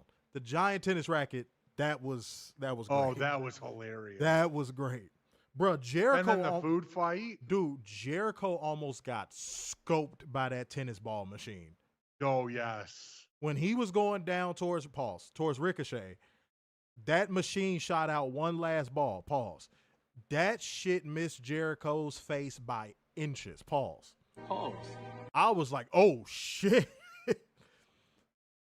Man. Yes, he did push Richard O'Shea out of there before the pin. Mm-hmm. Bishop Khan did take the pin. Werner, what did you say? Richard O'Shea did. Uh-oh. Yeah. Uh-oh. Uh-oh. Boo! Boo this I'm man. not perfect. What? That's what type of gaslighting ass excuse is that? That's like when women do some crazy shit and then be like, I'm just a girl. Oh, you just a bitch that's about to get smacked. That's what you are. Shit. The fuck? Yeah, he ducked just time. Yeah, you saw that too? Oh, bruh. He was finna get, man, pause if necessary. He was finna catch a tennis ball to the fucking eye socket. Mm-hmm. Even commentary had to say something. That was that would have sucked. Because that probably would have been a broken orbital bone for sure. Oh, minimum. Yeah, so thank God that we did not have to see eye patch Jericho. We didn't have to see slick Jericho. He might have even gotten the lazy eye of Shawn Michaels too. Okay, you know what? I'm ready to end this show. He might have. Werner, if you don't Werner. I'm just saying it's a possibility. You got anime eyebrows, bitch. Shut up. Continue with the show. Alrighty, kids, we're at the main event Of the evening? Oh. Darby Allin versus MJF in a hair versus title match for the AEW World Title.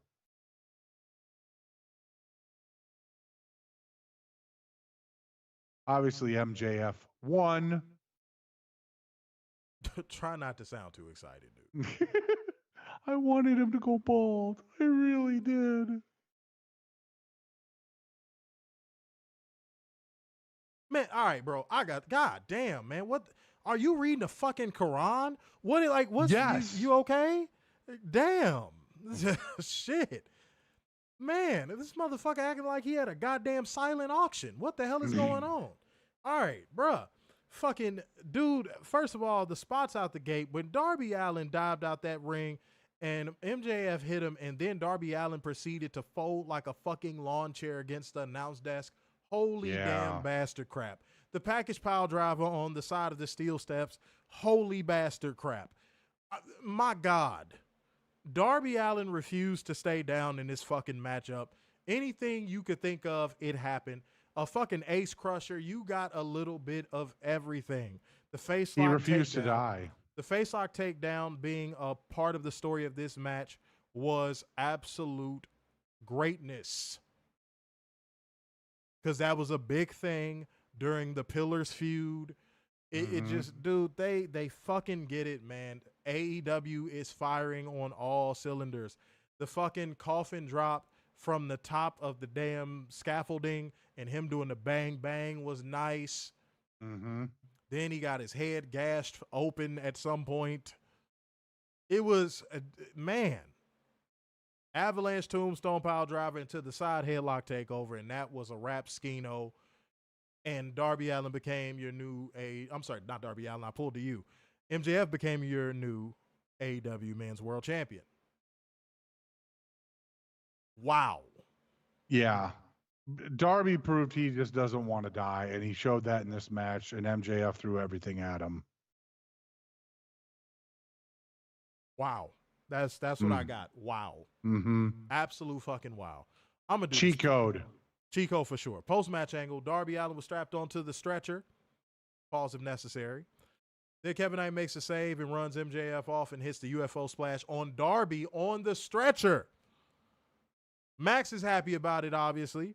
Kevin Knight seems like he was a little bit conflicted, knowing he's made a decision that is going to change his whole trajectory. Children's.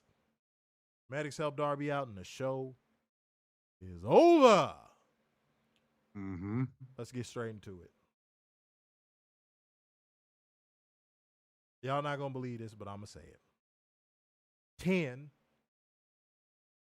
I'm going 10. Yeah, I said it. 10. Moment of the night. This is where things get tricky because there's so much to fucking choose from. But I'm going to go, wow. It is so much to choose from. I'm going to go Okada Takeshita. Yeah. That's what I'm going to do. That's a great shout. Yeah. I'm with you. 10. Moment of the night. I'm going to go Cope and Cage and Fitter. Respectfully, Ron, I agree with you. This was Tony Khan letting the audience know, if you have any doubt in your mind if Kevin Knight is now a part of the main event scene, here you go. Yeah. This was definitely his elevator to the main event scene. I agree. 100%. That's exactly what this was meant to establish, and it did it. Said phenomenal Darby title run. Said the whole pay-per-view was a cheat code. The 20 feet, that was goated. 5-star match. Said MJF 3-time AEW World Heavyweight Champion. Said for all those to shit on Darby for being a world champion, fuck off. Yeah, I mean, shit, it was short. Yeah, it was short and sweet. Yeah, I don't give a fuck. It was, as long as it was good, as long as it was quality. Yeah, no doubt. You guys think with Kevin Knight turning heel, he'll join Swerve. What inspires you to say that? Out of curiosity. That Kevin Knight turned heel out of nowhere. It was unpredictable. He needed that heel turn. And I kept telling Werner off camera when we watched Dynamite, I said, because he kept getting mad about how over the top the jet speed stuff was. And I was like, hey, man, who knows? This could be leading to a heel turn. Yeah. I told him. I tried to fucking tell him. But no, he was like, it's so hokey, man. I can't stand it. Oh, I hate happiness. Fuck. That was him. You should have heard him. He traded in all of his clothes for a pitchfork. I did not. That's the only shirt he owns. He ain't got no bottoms on right now. This motherfucker is dressed like Winnie the Pooh. This motherfucker got no bottoms on right now. Oh, bother. He borrowed that shirt. I did not borrow this shirt. He got that shirt through Klarna. That motherfucker owes 3 more payments on that shirt. You're not. But he got his pitchfork. He did. He got it. Then maybe Kevin Knight finally took Swerve's advice. Yeah, there you go. The buy-in 21 minutes, 58 seconds, double or nothing, 2 hours, 46 minutes to 21 seconds of wrestling. Total 3:08:19. I'm seeing a lot of people saying 10. Seeing a lot of people saying 10. I think there was a lot more wrestling than 2 hours. I don't know who's the wild card on the women's side of Owen Hart Cup. I don't know. Yeah, I don't know either. And I like it that way. I don't know. Yeah, 10 out of 10, cutting off my socials and just watching the pay-per-view. It felt great. Moment of the night. I quit tag team match at the opener. Yeah, because Swerve did initiate the Killer in Night with that backstage promo between the two a couple months back. Yeah, man, it's storytelling. Wow. Whoa. The one thing they claim they don't have, but they stopped saying that because they know that shit that don't apply. So you notice they stopped saying that bullshit. But this was a 10 out of 10 show for me. Mm-hmm. This was the gift to the loyal fan base for their loyalty. This was like a birthday party for them. And then it was also a love letter to professional wrestling. So, yeah, I fucked with it. Mm-hmm. I fucked with it tough. You know what, man? You know, we're going to do a pay-per-view edition of Clear the Air, and then we're going to get out of here, man. We're going to get out of here. Clear the Air. You are not responsible under any circumstance for making ungrateful, terrible, disrespectful people be anything but that. All you are responsible for is walking away from that type of bullshit. Don't ever feel like it's your responsibility to make somebody see your worth or to see what you do for them. Your only responsibility is to do what you want to do out of the kindness of your heart. And if somebody decides not to appreciate it, pull it off the table. And that's what I want to clear the air on. Thank a veteran. Absolutely. Thank a veteran. Today's Memorial Day. We're past midnight. Thank a veteran today.